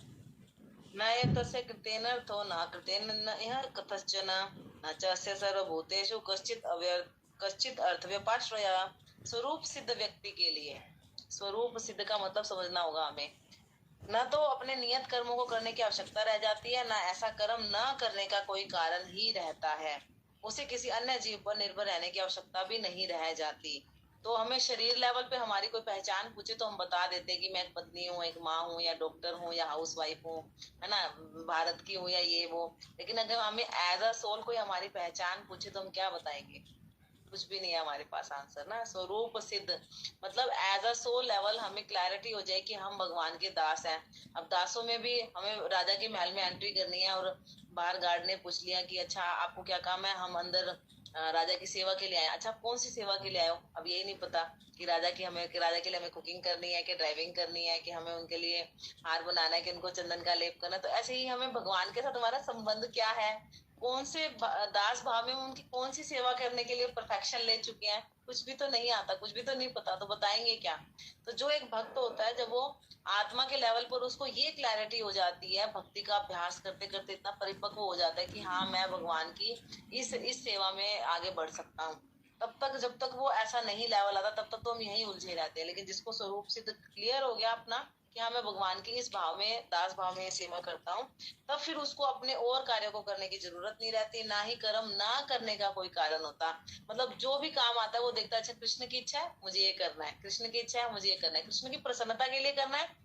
भगवान से प्रार्थना करके कोई वो काम शुरू करता है, काम करते करते भगवान से प्रार्थना करता रहता है, भगवान का स्मरण करता है, काम होने के बाद उनका धन्यवाद करता है, भगवान का स्मरण करता है, अपनी गलतियों के लिए भी क्षमा मांगता है और कहता है भगवान ये सेवा मैं दोबारा और अच्छे से कर पाऊं नेक्स्ट टाइम। तो इस प्रकार से उसका सारा कार्य कृष्ण भावना भावित होता है। इसलिए वो कार्य ना करके भी कोई दुखी नहीं होता, करके भी दुखी नहीं होता, क्योंकि उसको लगता है हाँ भगवान ही करवा रहे हैं, भगवान ही बुद्धि दे रहे हैं और भगवान की प्रसन्नता के लिए ही करना है। तो अलग से उसको कोई और भौतिक कर्मों करने की आवश्यकता ही नहीं रह जाती, अपने आप उसके सारे कार्य होते चले जाते हैं। तो 17वां और 18वां दोनों का कंक्लूजन है ये कि उसको किसी अन्य जीव पर निर्भर रहने की आवश्यकता नहीं रहती, क्योंकि उसका योगक्षेम महामहिम कौन करते हैं? भगवान श्री कृष्ण। वो जो भी करता है उसके सारे सोशल ड्यूटीज, कमर्शियल ड्यूटीज, राजनीतिक, आर्थिक, धार्मिक, सामाजिक अपने आप पूरी होती जाती है, अपने आप बिना अलग से परिश्रम किए। जी। तस्मात् सक्त सत्तम कार्य कर्म समाचर असक्तो ही चरण कर्म परमाप्नोति पुरुष। इसीलिए हमें क्या करना है? परम फलम में आसक्त हुए बिना मनुष्य को अपने कर्तव्य समझकर निरंतर कर्म करते रहना चाहिए, क्योंकि अनासक्त होकर कर्म करने से उसे परम की प्राप्ति होती है। अगर हम आसक्ति के साथ कार्य करेंगे कर्म बंधन में बंध जाएंगे, पुण्य मिलेगा कहीं पाप मिलेगा, फिर उनको भुगतना, उनको देना लेना करना पड़ेगा। कुछ भी नहीं है, ना पुण्य है ना पाप है, आसक्ति है ही नहीं। और अनासक्त होकर सारे कार्य सारे ड्यूटीज को पूरा करते रहेंगे तो हमें भी परम की प्राप्ति, परम यानी कि कृष्ण की प्राप्ति हो जाएगी। यह बता रहे हैं कि भक्तों के लिए श्री भगवान परम है, वही उनके लिए चरम लक्ष्य है, तो उसके लिए कर्म करना चाहिए। निश्चित रूप से जीवन लक्ष्य की ओर प्रगति करता है। तो अर्जुन से भगवान कह रहे हैं कि वे कृष्ण के लिए युद्ध करे, कृष्ण की इच्छा है कि तुम युद्ध करो तो करो। भगवान ने हमें क्या क्या एक डिपार्टमेंट दे दिया है। स्त्री को डिपार्टमेंट दे दिया, घर को मैनेज करो, पति की सेवा करो, बच्चों को पालो। प्रभु जी को डिपार्टमेंट दे दिया, बिजनेस करो, घर को भक्ति में लगो और सबको लगाओ। तो अलग अलग डिपार्टमेंट दे दिए सबको, ताकि पूरे संसार का बैलेंस बन जाए। कुछ ब्राह्मण दे दिए कि तुम सबको ज्ञान दो भक्ति गीता जी का, कुछ क्षत्रिय दे दिए सबकी रक्षा करो, कुछ वैश्य दे दिए तुम व्यापार करो, बैंक का काम करो, मैनेज करो, कुछ शूद्र दे दिए कि तुम इन तीनों की हेल्प करो। अब सब अपनी अपनी ड्यूटीज करेंगे तो पूरा संसार सुखी हो जाएगा। कुछ ब्राह्मण बन गए, कुछ क्षत्रिय, कुछ वैश्य, कुछ शूद्र। ऐसे घर में पिता कमा के लेके आ रहा है, पत्नी जो है मैनेज करी है, बच्चे पढ़ रहे हैं, बड़े हो रहे हैं, बड़े होने के बाद माता पिता को संभाल रहे हैं, भक्ति में लगा रहे हैं, सब कुछ अच्छा हो जाएगा। इसीलिए कह रहे हैं कि सब बिना आसक्ति के अपनी ड्यूटीज को पूरा करते रहेंगे। तो अर्जुन से भगवान चाह रहे थे कि मेरे लिए कर्म करे। उत्तम व्यक्ति होना या अहिंसक होना व्यक्तिगत आसक्ति है, ये बात को अंडरलाइन कर लो। प्रभुपाद कह रहे हैं कि अगर तुम अहिंसक की मैं तो हिंसा नहीं करूंगा, अब अगर भगवान अर्जुन से कह रहे जाओ हिंसा करो, युद्ध करो, कहते कि भगवान, कई लोग कहते हैं भगवान ने जबरदस्ती उसको क्या करवा दी, हिंसा करवा दी, लाखों लोगों को मरवा दिया, भगवान कृष्ण कैसे? लेकिन वो अच्छा था, वजन बढ़ रहा था। पृथ्वी ने पहले प्रार्थना की थी भगवान ब्रह्मा जी के पास जाकर, पृथ्वी का भार हल्का करो, मैं बहुत परेशान हूँ, दुखी हूँ। भगवान को पता था कि मेरा एक भक्त कह रहा हल्का करो, तो मुझे तो हल्का करना ही पड़ेगा ना। लेकिन वो प्लानिंग बाकी लोग नहीं जानते, असुर नहीं जानते। तो इसीलिए उत्तम व्यक्ति होना, या फिर हम सोचे मैं बड़ा वेल मैनर्ड बन जाऊं, बड़ा सभ्य पुरुष बन जाऊं, तो ये हमारी पर्सनल जो है सेंस ग्रेटिफिकेशन। युद्ध ना करना अर्जुन का सेंस ग्रेटिफिकेशन, मेरे सारे लोग जीवित रहे और मैं भिक्षा मांग लूंगा, मैं ये कर लूंगा। हमें अपना कुछ नहीं कंक्लूजन लगाना, मैं ये कर लूंगा, नहीं। कृष्णा जो मुझसे चाहते हैं मैं वही करूं। कृष्ण आप मुझसे क्या करवाना चाहते हैं मुझे बताइए, और मुझसे करवाइए, जबरदस्ती करवाइए। इसलिए बताया उत्तम व्यक्ति होना, अहिंसक होना व्यक्तिगत आसक्ति है। तो इसलिए क्या है, सबसे अच्छा है कि हम कर्म करें। किसके लिए कर्म करें? कृष्ण के लिए कर्म करें। कृष्ण के लिए कर्म करेंगे, फल की इच्छा ही नहीं होगी। जब अर्जुन कृष्ण के लिए युद्ध करेगा, वही युद्ध तो दुर्योधन कर रहा है, वही युद्ध अर्जुन कर रहा है। अर्जुन को ख्याति मिलेगी, अर्जुन भगवान के धाम गया, दुर्योधन को नहीं मिला। तो दुर्योधन अपने लिए युद्ध कर रहा है, अपने राज्य के लिए युद्ध कर रहा है, अपने भाइयों के लिए युद्ध कर रहा है। लेकिन अर्जुन किसके लिए युद्ध करेगा? अब कृष्ण के लिए करेगा, इसीलिए उसको सब कुछ मिला। तो हमें भी कृष्ण के लिए सारे कार्य करने हैं, बिना कर्म फल की इच्छा किए हुए। नेक्स्ट, कर्मणा एवि संस्थितिम आस्थिता जनकादया लोक संग्रहम एव अपि संपश्यन कर्तुम अर्हसि। जनक जैसे राजाओं ने केवल नियत कर्मों को करने से ही सिद्धि प्राप्त की, अतः सामान्य जनता को शिक्षित करने की दृष्टि से तुम्हें कर्म करना चाहिए। तो महाराजा जनक है वो इतना सुंदर आदर्श प्रस्तुत कर रहे हैं कि किस प्रकार से हमें नियत कर्म करने चाहिए। वो भगवान राम जी के ससुर हैं, सीता जी के पिता हैं, और महान भक्त होने के कारण उनकी स्थिति दिव्य थी। तब भी उनको अपनी प्रजा को ये शिक्षा देनी थी कि कर्तव्य पालन किस प्रकार से करना चाहिए। अब यहाँ पर अर्जुन जो भी युद्ध करने की आवश्यकता को महसूस नहीं कर रहा है, लेकिन भगवान ने कहा कि तुम्हें युद्ध करना है। क्यों? क्योंकि भगवान ने खुद ने सारे प्रयास कर लिए कि युद्ध ना हो। शांति दूत बनकर गए कि 5 गांव ही दे दो, लेकिन उन्होंने वो भी देने से मना कर दिया। तो जब सत्य परामर्श असफल हो जाते हैं तो हिंसा आवश्यक हो जाती है ना। जैसे देश की रक्षा करने के लिए हमें लड़ाई करनी पड़ती है, तो ऐसे ही यहाँ पर ये बता रहे हैं कि संसार में एक व्यक्ति की रुचि नहीं हो, ये हो सकता है, लेकिन जनता को सिखाने के लिए कि कार्य किस प्रकार से करने चाहिए, उसे कर्म करते रहना चाहिए। जी, नेक्स्ट लोग भी इसी से रिलेटेड है। यद यद आचरति श्रेष्ठा तत्तत् एव इतर्जना स यत् प्रमाणम कुरुते लोकः तत् अनुवर्तते। बहुत सुंदर श्लोक है। महापुरुष जो जो आचरण करता है, सामान्य व्यक्ति उसी का अनुसरण करते हैं, और अपने अनुसरणीय कार्यों से जो आदर्श प्रस्तुत करता है, संपूर्ण विश्व उसका अनुसरण करता है। महापुरुष का मतलब यहाँ लीडर्स आ गए, स्कूल के अंदर टीचर आ गए, घर के अंदर घर का मुखिया आ गया, समाज के अंदर प्राइम मिनिस्टर आ गया, है ना। जैसे हमारे श्रील प्रभुपाद हमारे लीडर है, हमारे गुरु महाराज हमारे लीडर है, उनको देखकर हमारे गुरु महाराज अब तक ड्यूटी सेवा कर रहे हैं, हमें भी करनी है। हमारे गुरु महाराज अब तक प्रचार करे, हमें भी करनी है। अगर अर्जुन को कह रहे हैं भगवान कि तुम क्या हो, तुम एक समाज में वेल प्रतिष्ठित व्यक्ति हो, तुम इतने फेमस हो, अगर तुम युद्ध नहीं करोगे अन्य लोग भी कहेंगे कि अर्जुन ने युद्ध नहीं किया, हम भी नहीं करे। अर्जुन ने अपनी ड्यूटी पूरी नहीं की, हम भी अपनी ड्यूटी पूरी नहीं करे। इस प्रकार महापुरुष जो लीडर्स करता है वो हमें करना चाहिए। तो हमें पहले अपनी ड्यूटी का पता होना चाहिए कि मैं घर का क्या हूँ, जेंट्स मुखिया हूँ, या मैं घर की लेडीज हूँ, या मैं घर का बच्चा हूँ, या मैं एक समाज को रिप्रेजेंट कर रहा हूँ। जैसे कि हम सब क्या है, इस्कॉन को हम फॉलो करते हैं, तो प्रभुपाद के रिप्रेजेंटेटिव है, गुरु महाराज के। तो हमें अपने आचरण को दिखाना है। हमारे आचरण से पूरा समाज वॉच कर रहा है कि ये लोग करते क्या है। हमारी थोड़ी सी गलती के द्वारा वो भ्रमित हो जाएंगे और वो अफवाहें फैल जाती है ना। तो इस प्रकार से यहाँ प्रभुपाद बता रहे हैं कि सामान्य लोगों के पास एक ऐसा लीडर होना चाहिए जो अपनी जनता के द्वारा, अपनी आचरण के द्वारा जनता को शिक्षा दे। मोदी जी मान लो आजकल गीता जी का प्रचार कर रहे हैं, गौ हत्या बंद करवा दिया है, तंबाकू आदि बंद करवाना चाहते, तो ये सब हमें क्या शिक्षा देता है? अरे हमारा प्राइम मिनिस्टर भी तो ये सब करता है, हमें भी करना चाहिए। तो चैतन्य महाप्रभु ने भी उसी प्रकार आचरण किया, सबको सिखाया, सब आदर्श शिक्षक थे, वो आदर्श पति थे, आदर्श बेटे थे, फिर आदर्श प्रचारक भी बने। इस प्रकार से जो व्यक्ति अपनी उन्नति करना चाहता है, अपने से ऊपर के जो लीडर को देखना चाहिए। अपने से घर में क्लास में जो मॉनिटर होता है वो बहुत इंटेलिजेंट है, उसको देखकर अनुसरण करें, फिर टीचर को देखकर करें। इस प्रकार से बता रहे हैं कि यदि वे महान शिक्षकों जो किया, जैसे हमें क्या कहते हैं, महाजनों ये न गता सब पंथा, हमारे महाजनों ने जो किया हमें वही करना है। जनक महाराज का पीछे क्या एग्जाम्पल था, जनक महाराज इतने बड़े राजा थे, कुछ करने की जरूरत नहीं थी, लेकिन वो सब कुछ कर रहे हैं, गृहस्थ का भी नियम निभा रहे हैं, कि राजा की ड्यूटी को पूरा भी कर रहे हैं। तो भगवान कहते हैं कि मैं तुम्हें कोई नई चीज नहीं बता रहा ड्यूटी पूरी करने की। जब राजा जनक आदि ने ऐसा अपने अपनी ड्यूटी को निभाया, तो तुम क्या हो, तुम्हें भी अपनी ड्यूटी को निभाना है। एक बार एक कथा आती कि जनक महाराज बैठे हुए थे और वहां पर कथा चल रही थी, तो उनके यहाँ आग लग गई थी, सब शोर मच गया था कि आग लगी आग लगी। तो जनक महाराज कहते कोई बात नहीं, पहले बोला बाहर तक लग गई, पता नहीं कोई हमला हुआ था या आग लग गई थी, ऐसा कुछ इंसिडेंट था कि बाहर तक आ गई, आग का ही था। फिर बोला कि आगे महल तक आ गई, फिर उनके कमरे तक आ गई। बोले कोई बात नहीं, मैं हरी चर्चा कर रहा हूँ, मुझे किसी कुछ लेना देना नहीं है, खत्म तो हमें होना ही है, हरी चर्चा छोड़ के मैं किसको बचाऊंगा, राखे कृष्णा मारे के, मारे कृष्णा राखे के। लेकिन हमें कभी ऐसा नहीं करना, हमारे घर में आग लगी हो और हम कह रहे हैं कि हमारी भगवत गीता की क्लास चल रही है और हम यही करते रहेंगे, है ना। वो बालक जनक थे, शुद्ध भक्त थे, लेकिन हम शुद्ध भक्त नहीं है, हम बहुत ज्यादा क्या है मतलब है, इसलिए हमें उस कार्य को अच्छे से करना है, बचाना है। तो प्रभुपाद बहुत सुंदर बताते, चाहे राजा है जी, राजा का प्रशासन अधिकारी, पिता है, शिक्षक है, ये सब अबोध जनता के नेता है। अगर घर का पिता आलस करेगा, घर का पिता कार्य नहीं करेगा, तो बच्चे वही सीखेंगे। घर का पिता क्या कर रहा है, ड्रिंक कर रहा है, स्मोकिंग कर रहा है, गलत कार्य कर रहा है, बच्चे वही सीखेंगे। और घर का पिता, प्रभुपाद कहते हैं, मैं अपने पिता को देखता था, सुबह सुबह हम सो रहे होते थे, मेरे पिता टन टन टन टन घंटी बजाते हुए राधा गोविंद की आरती कर रहे थे, तो मैं उठ के झट से भागकर अपने पिता को देखने के लिए जाता था।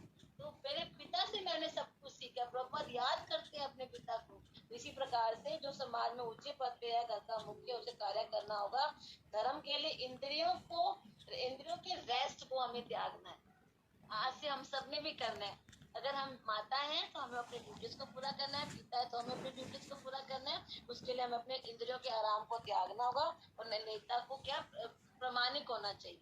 इसलिए प्रत्येक व्यक्ति को एक गाइड चाहिए, और गाइड कौन होता है, वो गुरु होता है, वो आचार्य होता है। इसलिए भगवान कह रहे हैं कि तुम एक लीडर हो, तुम युद्ध नहीं करोगे तो सारा समाज तुम्हें देखेगा, वो भी ऐसे ही करेगा।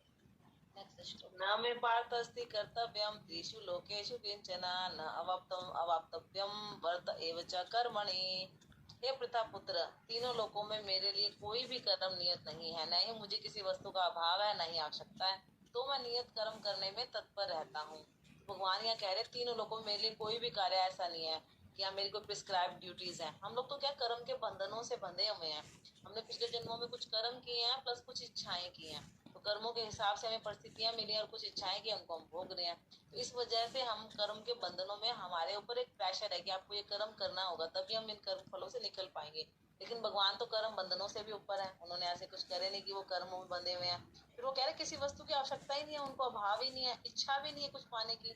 अब हमें कुछ पाने की इच्छा नहीं है और कुछ जरूरत नहीं है, तो हम काम क्यों करेंगे, है ना। तो यहाँ पर बता रहे हैं तब भी भगवान नियत कर्म करने में तत्पर रहते हैं, क्योंकि भगवान समस्त कारणों के कारण है, उनकी सारी इंद्रियां दिव्य हैं, वो अपनी आंखों से चल सकते हैं, है ना, आंखों से भोग लगा लेते हैं, तो सारी इंद्रियों से, किसी भी अन्य इंद्रिय से सब इंद्रियों के कार्य को कर सकते हैं। लेकिन उसके बावजूद उनके लिए कोई कर्म नियत नहीं है, उनको कर्मों का फल भी नहीं लगता, तीनों लोकों में कुछ भी प्राप्त करने की उनको इच्छा नहीं है, कोई भी कर्तव्य नहीं है, लेकिन फिर भी वो कर्म करते हैं। इसलिए तो आप ही लेट है शारदा माता जी वही साहब के अनमें में भगवान कुरुक्षेत्र की युद्ध भूमि में कार्यरत हैं। क्यों? क्योंकि क्षत्रियों का धर्म क्या है, सबको आश्रय प्रदान करना। भगवान अनंत कोटि ब्रह्मांडों के मालिक है, तो इस पृथ्वी पर साम्राज्य एक धार्मिक राजा हो, तो ये कर्तव्य भगवान का है। तो भगवान कह रहे हैं इसलिए मेरे को करना होता है। तो भगवान का कोई कर्म नहीं है, ना ही नियत कर्म करने के लिए उनकी कोई जरूरत है, लेकिन फिर भी वो रहते हैं एग्जाम्पल बनने के लिए। वो ऐसा कुछ भी नहीं करते जो शास्त्रों के विरुद्ध हो। जिससे नेक्स्ट श्लोक है वो भी इससे सेम है, तो 23-24 एक साथ कर लीजिए। यदि ही अहम न वर्तेयम जातु कर्मण्य तत् इंद्रियत मम वर्तमान वर्तन्ते मनुष्य पार्थ सर्वसा। क्योंकि यदि मैं नियत कर्मों को सावधानी पूर्वक ना करूं, कौन कह रही है? भगवान कृष्ण। क्या जरूरत है भगवान को? लेकिन भगवान कह रहे हैं यदि मैं नियत कर्मों को सावधानी पूर्वक ना करो तो हे पार्थ यह निश्चित है सारे मनुष्य मेरे पथ का ही अनुगमन करेंगे। जिस रास्ते को मैं चल रहा हूँ, भगवान कृष्ण लीला पुस्तक में हमने क्या पढ़ा था, भगवान ने 16,108 पत्नियां थी और सब पत्नियों के साथ समान व्यवहार किया, सबकी ड्यूटीज को पूरा किया, पर हर पत्नी से 10-10 बेटे, एक बेटी थी, सबका पालन पोषण सब कुछ कार्य किया। भगवान ने जब भगवान नंदगांव में आए तो 5 साल की उम्र में कहते मुझे गैया चराने जाना। क्यों? व्यापारी थे ना, वैश्य परिवार से थे, तो वैश्य की ड्यूटी क्या है, अपने पिता के बिजनेस को संभालना। भगवान कहते ठीक है मैं भी जाऊंगा गैया चराने, मैं आपका बोझा कम करूंगा, आपका काम भार कम करूंगा। फिर भगवान जब चले गए मथुरा कि मैं मथुरा में कौन माता पिता देवकी वसुदेव, उनको जेल से छुड़ा के भगवान ने फिर गद्दी पे किसको बिठाया, अपने नाना को बिठाया कि नहीं आप बड़े हो आप बैठिए मैं नहीं बैठूंगा। फिर अपने शादी विवाह किया, विवाह करके हर गृहस्थ आश्रम को उन्होंने अच्छे से निभाया, उसमें वो हवन भी करते थे, अपनी ड्यूटीज को पूरा करते थे और फिर धर्मा सभा में जाकर सब अपनी जनता से मिलते थे और सारे कार्य अच्छे से करते थे। तो भगवान कहते अगर मैं नहीं करूंगा तो सारे लोग मेरे ही रास्ते में, क्योंकि मैं एक लीडर हूँ, मैं एक राजा हूँ, मुझे सब लोग देख रहे हैं, अगर मैं नहीं करूंगा सब लोग भी वैसा ही करेंगे।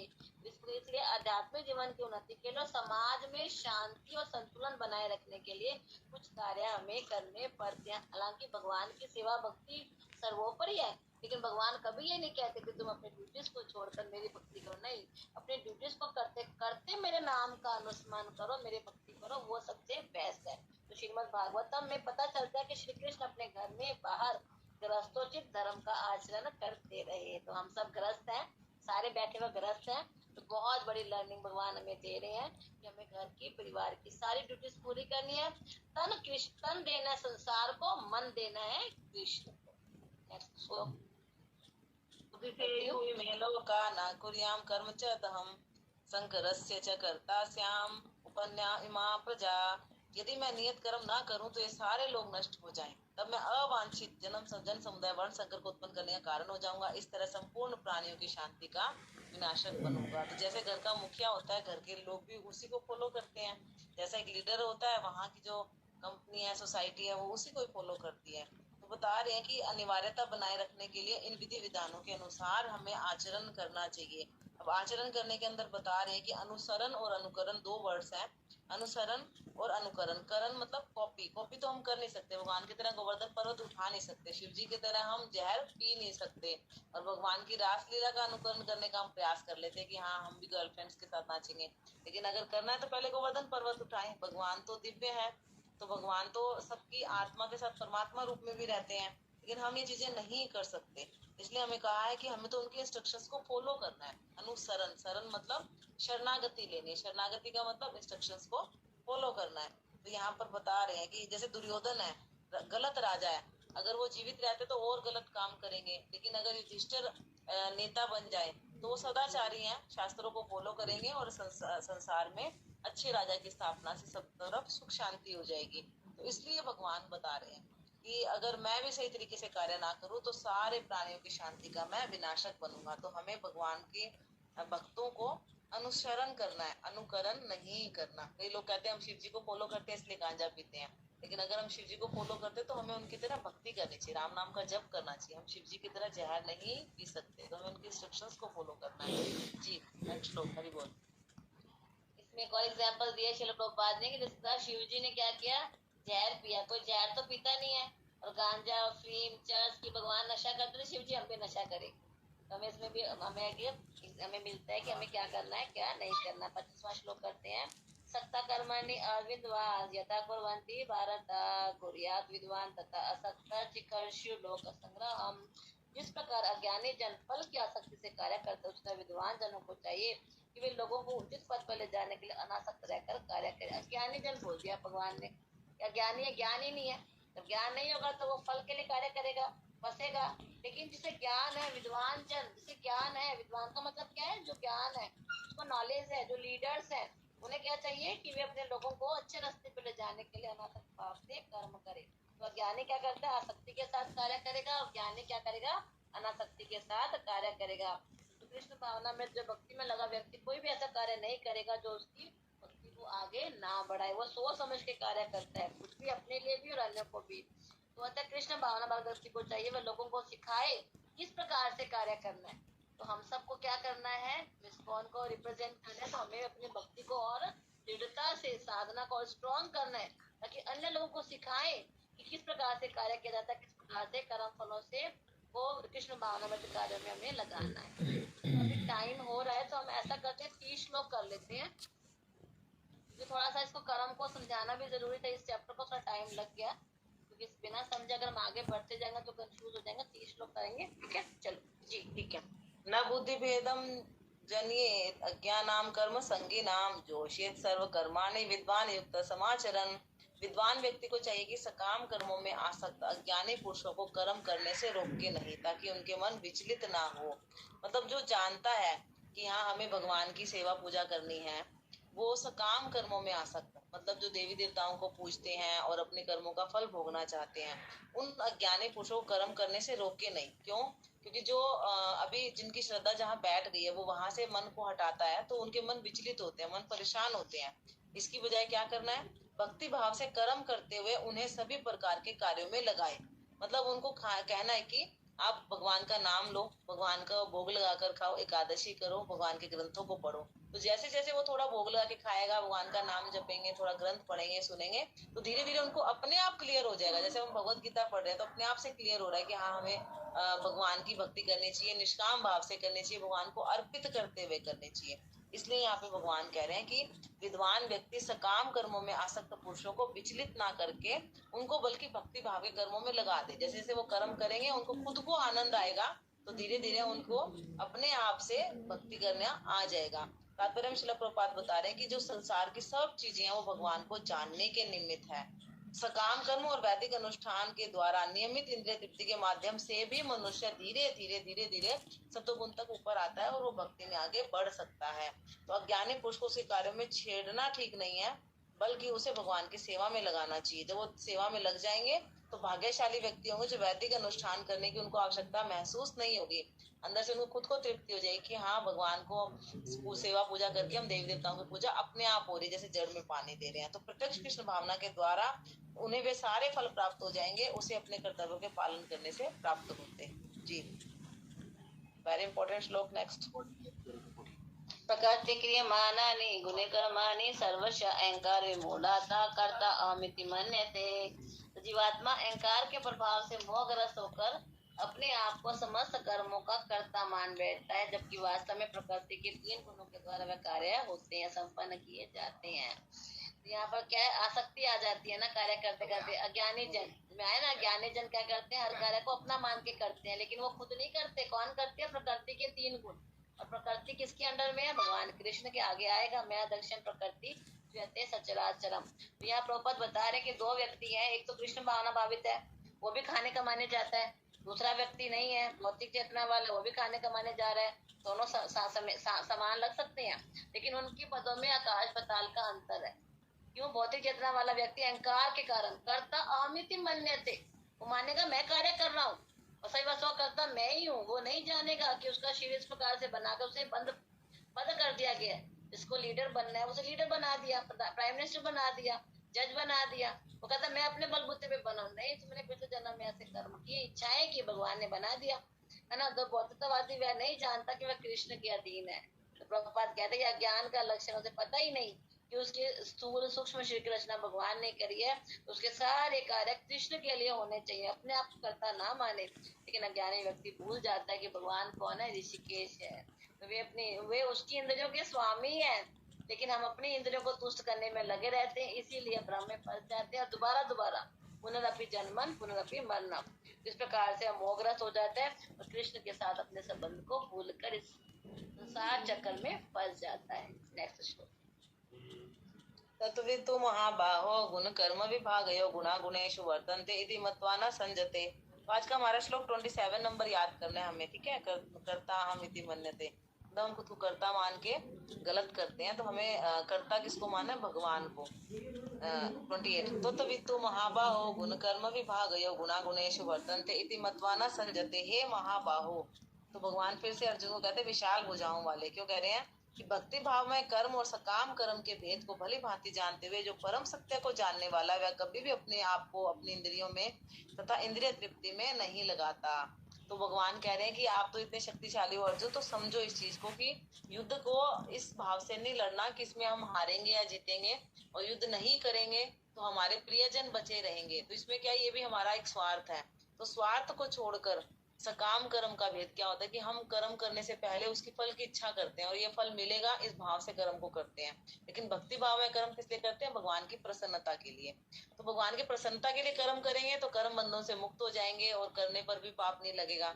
लेकिन सकाम कर्म को जानकर अर्जुन युद्ध से बचना चाह रहा है, तब वो पाप के बंधन में बंध रहा है। तो जो इन दोनों के भेद को जानता है वो अपनी इंद्रियों को भगवान की सेवा में लगाता है, अपनी इंद्रिय तृप्ति के लिए नहीं लगाता। बहुत सुंदर बात भगवान बता रहे हैं। तो शिला प्रभुपाद ये बता रहे हैं कि जब हम भक्ति की अभ्यास करते हैं तो धीरे धीरे हमें पता लग जाता है कि मैं देहात्म बुद्धि में फंसा हुआ हूँ, और हम भगवान की सेवा में जब अपनी इंद्रियों को नियोजित करते हैं तो धीरे धीरे अनासक्त होने लग जाते हैं, और हमें पता लग जाता है कि जो भौतिक दशा है वो भगवान के नियंत्रण में है। फिर कुछ भी कार्य होता है तो हम उसको भगवान की कृपा मान के बढ़ते हैं। और वास्तव में ज्ञानी कौन है? जो ब्रह्म, परमात्मा और भगवान, इन तीनों के ज्ञान को समझे वो तत्वविद कहलाता है, वही भगवान के साथ अपने संबंध को जान सकता है। तो व्यास देव जी ने 3 तरह के पुराण दिए, सतोगुनी, रजोगुनी और तमोगुनी। और सकामी को जो है उनके हिसाब से रजोगुनी पुराण दिए गए हैं। तो हमें क्या करना है? हमें अपने भगवान विष्णु की पूजा और उनकी उनसे रिलेटेड जो हमारे भगवत गीता और भागवतम है, इन ग्रंथों को पढ़ना है, मतलब भक्ति भाव में कर्म करते हैं। माइक म्यूट आपका। प्रकृति गुण समूढ़ा सजन्ते गुण कर्मशु तान कृत्सन्विदो मदान कृत्सन्विन विचालयेत। माया के गुणों से मोहग्रस्त। तो पहले बता दिया कि मनुष्य क्या करता है, प्रकृति के 3 गुणों की वजह से अपने आप को कर्ता मानता है। फिर ये बताते हैं कि माया के गुणों से मोहग्रस्त होकर अज्ञानी पुरुष पूर्णतः भौतिक कार्य में संलग्न रहकर उनमें आसक्त हो जाते हैं, यद्यपि उनके कार्य उनमें ज्ञान अभाव के कारण अदम होते हैं, किंतु ज्ञानी को चाहिए कि उन्हें विचलित ना करें। तो अर्जुन से या हम सब से भगवान रिलेट करते हैं। तो अर्जुन अपने आप को कर्ता मानता है कि मैं उनको मार दूंगा, मैं पापी हो जाऊंगा, मुझे पाप लगेगा, मैं किसको दिखाऊंगा। तो कहते तुम्हारा स्वभाव है युद्ध करना, तुम युद्ध करोगे, अब नहीं करोगे बाद में करोगे, तुम अपने आप कर्ता मत मानो। तो तुम क्या कर रहे हो? अब माया के गुणों में फंस कर अज्ञानी पुरुष पूर्णतः भौतिक कार्यों में लग जाता है। और ये कार्य करता क्यों है? क्योंकि उसमें ज्ञान नहीं है, नॉलेज नहीं है। किंतु ज्ञानी को चाहिए कि विचलित ना। लेकिन जिसको ज्ञान है, या बहुत सुंदर प्रभुपाद बता रहे हैं, होता क्या है, जैसे हम लोगों ने क्या किया, हमें पता मांसाहार नहीं करना, नशा नहीं करना, अन्य व्यक्ति जो करते उसके पास जाते उसे बोलते हैं आप नशा मत करो, आप मांसाहार मत करो, आप सब कुछ छोड़ दो। तो वो बड़ा परेशान हो जाता है, विचलित। उसे कहेंगे तुम्हें पाप लगेगा, तुम अगले जन्म में शेर बन जाओगे, तुम मांसाहार कर रहे हो, तुम नशा कर रहे हो, तुम विकृत शरीर वाला पैदा होगे। बहुत प्रकार से हम उनको डरा देते हैं। यहाँ कह रहे हैं भगवान की जो जिसे ज्ञान नहीं है, हमें उन्हें विचलित नहीं करना। तो क्या इसमें प्रभुपाद भी बता रहे हैं कि हमेशा क्या कर, जो लोग आध्यात्मिक जीवन में जागरूक है उन्हें चाहिए कि जो लोग भौतिकता में लगे उनको विचलित ना करें। अच्छा क्या होगा? शांत भाव से अपने आध्यात्मिक कार्य को करें, और इन व्यक्तियों को धीरे धीरे कभी प्रसाद खिलाकर, कभी हमारे फेस्टिवल में ले जाकर, कभी कभी हमारे गीता जी दान करवा के धन के रूप में किसी न किसी प्रकार से सेवा में लगाकर उनको क्या करें? भक्त बना दें। फिर यहाँ बता रहे हैं जो लोग अज्ञानी हैं वे हमारे कार्य को नहीं समझते। भगवान कृष्ण हमें उपदेश देते हैं कि ऐसे लोगों को विचलित नहीं करना और अपना समय को नष्ट नहीं करना। किंतु भगवत भक्त फिर भी भगवान से दयालु। भगवान कहते हैं कि उनको तंग मत करो, जो करना है करने दो। लेकिन भक्त क्या करते हैं? भगवान से ज्यादा दयालु है। वे भगवान के अभिप्राय को समझते हैं, सब प्रकार के कष्टों को झेलते हुए उन अज्ञानियों के पास जाते हैं और उन्हें फिर धीरे धीरे करके भक्ति में लाने का प्रयास करते हैं, जो कि हम सबके लिए आवश्यक है। इस प्रकार प्रभुपाद अपने शिष्यों को कहाँ भेजते थे? पाकिस्तान आदि मुस्लिम कंट्रीज में भेज के, जबकि वो चाहते ही नहीं थे, उन लोगों को जेल में डाल देते थे। लेकिन फिर भी जो भगवान के जो भक्त है दयालु होते हैं और वो जाकर उन सबको भक्ति में लगाने का प्रयास करते हैं, लेकिन उनको विचलित नहीं करना, परेशान नहीं करना, ट्रिकफुली। जैसे भगवान ट्रिकफुली अर्जुन को लगा रहे हैं युद्ध में, वैसे हमें ट्रिकफुली भक्ति में लगाना है। ठीक है? जैसे एक माँ बाप जो होते हैं बच्चे को ट्रिकफुली लगाते हैं उसके भले के लिए ऐसे हमें करना चाहिए। मयि सर्वाणि कर्माणि सन्न्यस्य अध्यात्म चेतसा निराशि निर्ममो भूत्वा युध्यस्व विगतज्वर। बहुत इंपॉर्टेंट श्लोक जो हमने सोचा था कि हम 27 नंबर श्लोक याद करेंगे, उसका आंसर है ये। तो ये इससे ज्यादा इम्पोर्टेंट है। अगर हम इस श्लोक पे वर्क करेंगे तो 27 से हमें मुक्ति मिल जाएगी। मतलब कर्ता अमित्ति मन्यते के अहंकार से हमें मुक्ति मिलेगी। कैसे? यहाँ भगवान बता रहे हैं, हे अर्जुन, अपने सारे कार्यों को मुझ में समर्पित करके मेरे पूर्ण ज्ञान से युक्त होकर। 5 चीजें बता रहे हैं भगवान। एक तो हमें अपने सारे कार्यों को भगवान को समर्पित करना है।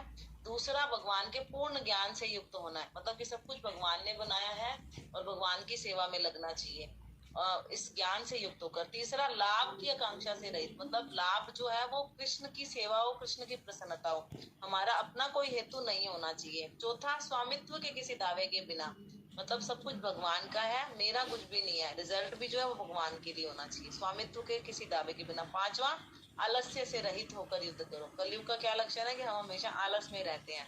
तो भगवान ने 5 चीजें हमें बताई है। हमें अपने सारे कार्यों को भगवान से को अर्पित करना है और मैं भगवान का दास हूँ, पूर्ण ज्ञान से युक्त होकर, लाभ की इच्छा नहीं करनी, स्वामित्व का दावा नहीं करना और आलस्य से रहित होकर हमें युद्ध करना। युद्ध मतलब जो भौतिक जीवन है ना, वो हमारा हर समय युद्ध ही होता है। अपना कर्तव्य को अच्छे से पूरा करना, इसके लिए ये 5 पॉइंट्स को हमें फॉलो करते हुए करना। तो यहाँ बता रहे हैं तात्पर्य श्रील प्रभुपाद की, जीव जो है वो भगवान के सहयोग के बिना सुखी नहीं हो सकता, इसलिए हमें भगवान की इच्छाओं के अधीन होकर चलना चाहिए और स्वधर्म का पालन बिना स्वामित्व जताए करना चाहिए। जो निराशी वर्ड है, मतलब हमें भगवान पर आश्रित रहना चाहिए और भगवान के आदेशानुसार कार्य करना चाहिए, फल की इच्छा नहीं करनी चाहिए। जैसे कि एक अकाउंटेंट होता है, वो बैंक में बैठता है, सुबह से शाम तक कितने रुपए बैंक में आ रहे हैं जा रहे हैं उसको कोई मतलब नहीं, वो अपनी सिर्फ ड्यूटी कर रहा है, क्योंकि कितना भी धन आ रहा है या जा रहा है उससे उसकी तनख्वाह बढ़ने वाली या कम होने वाली नहीं है। इसी प्रकार से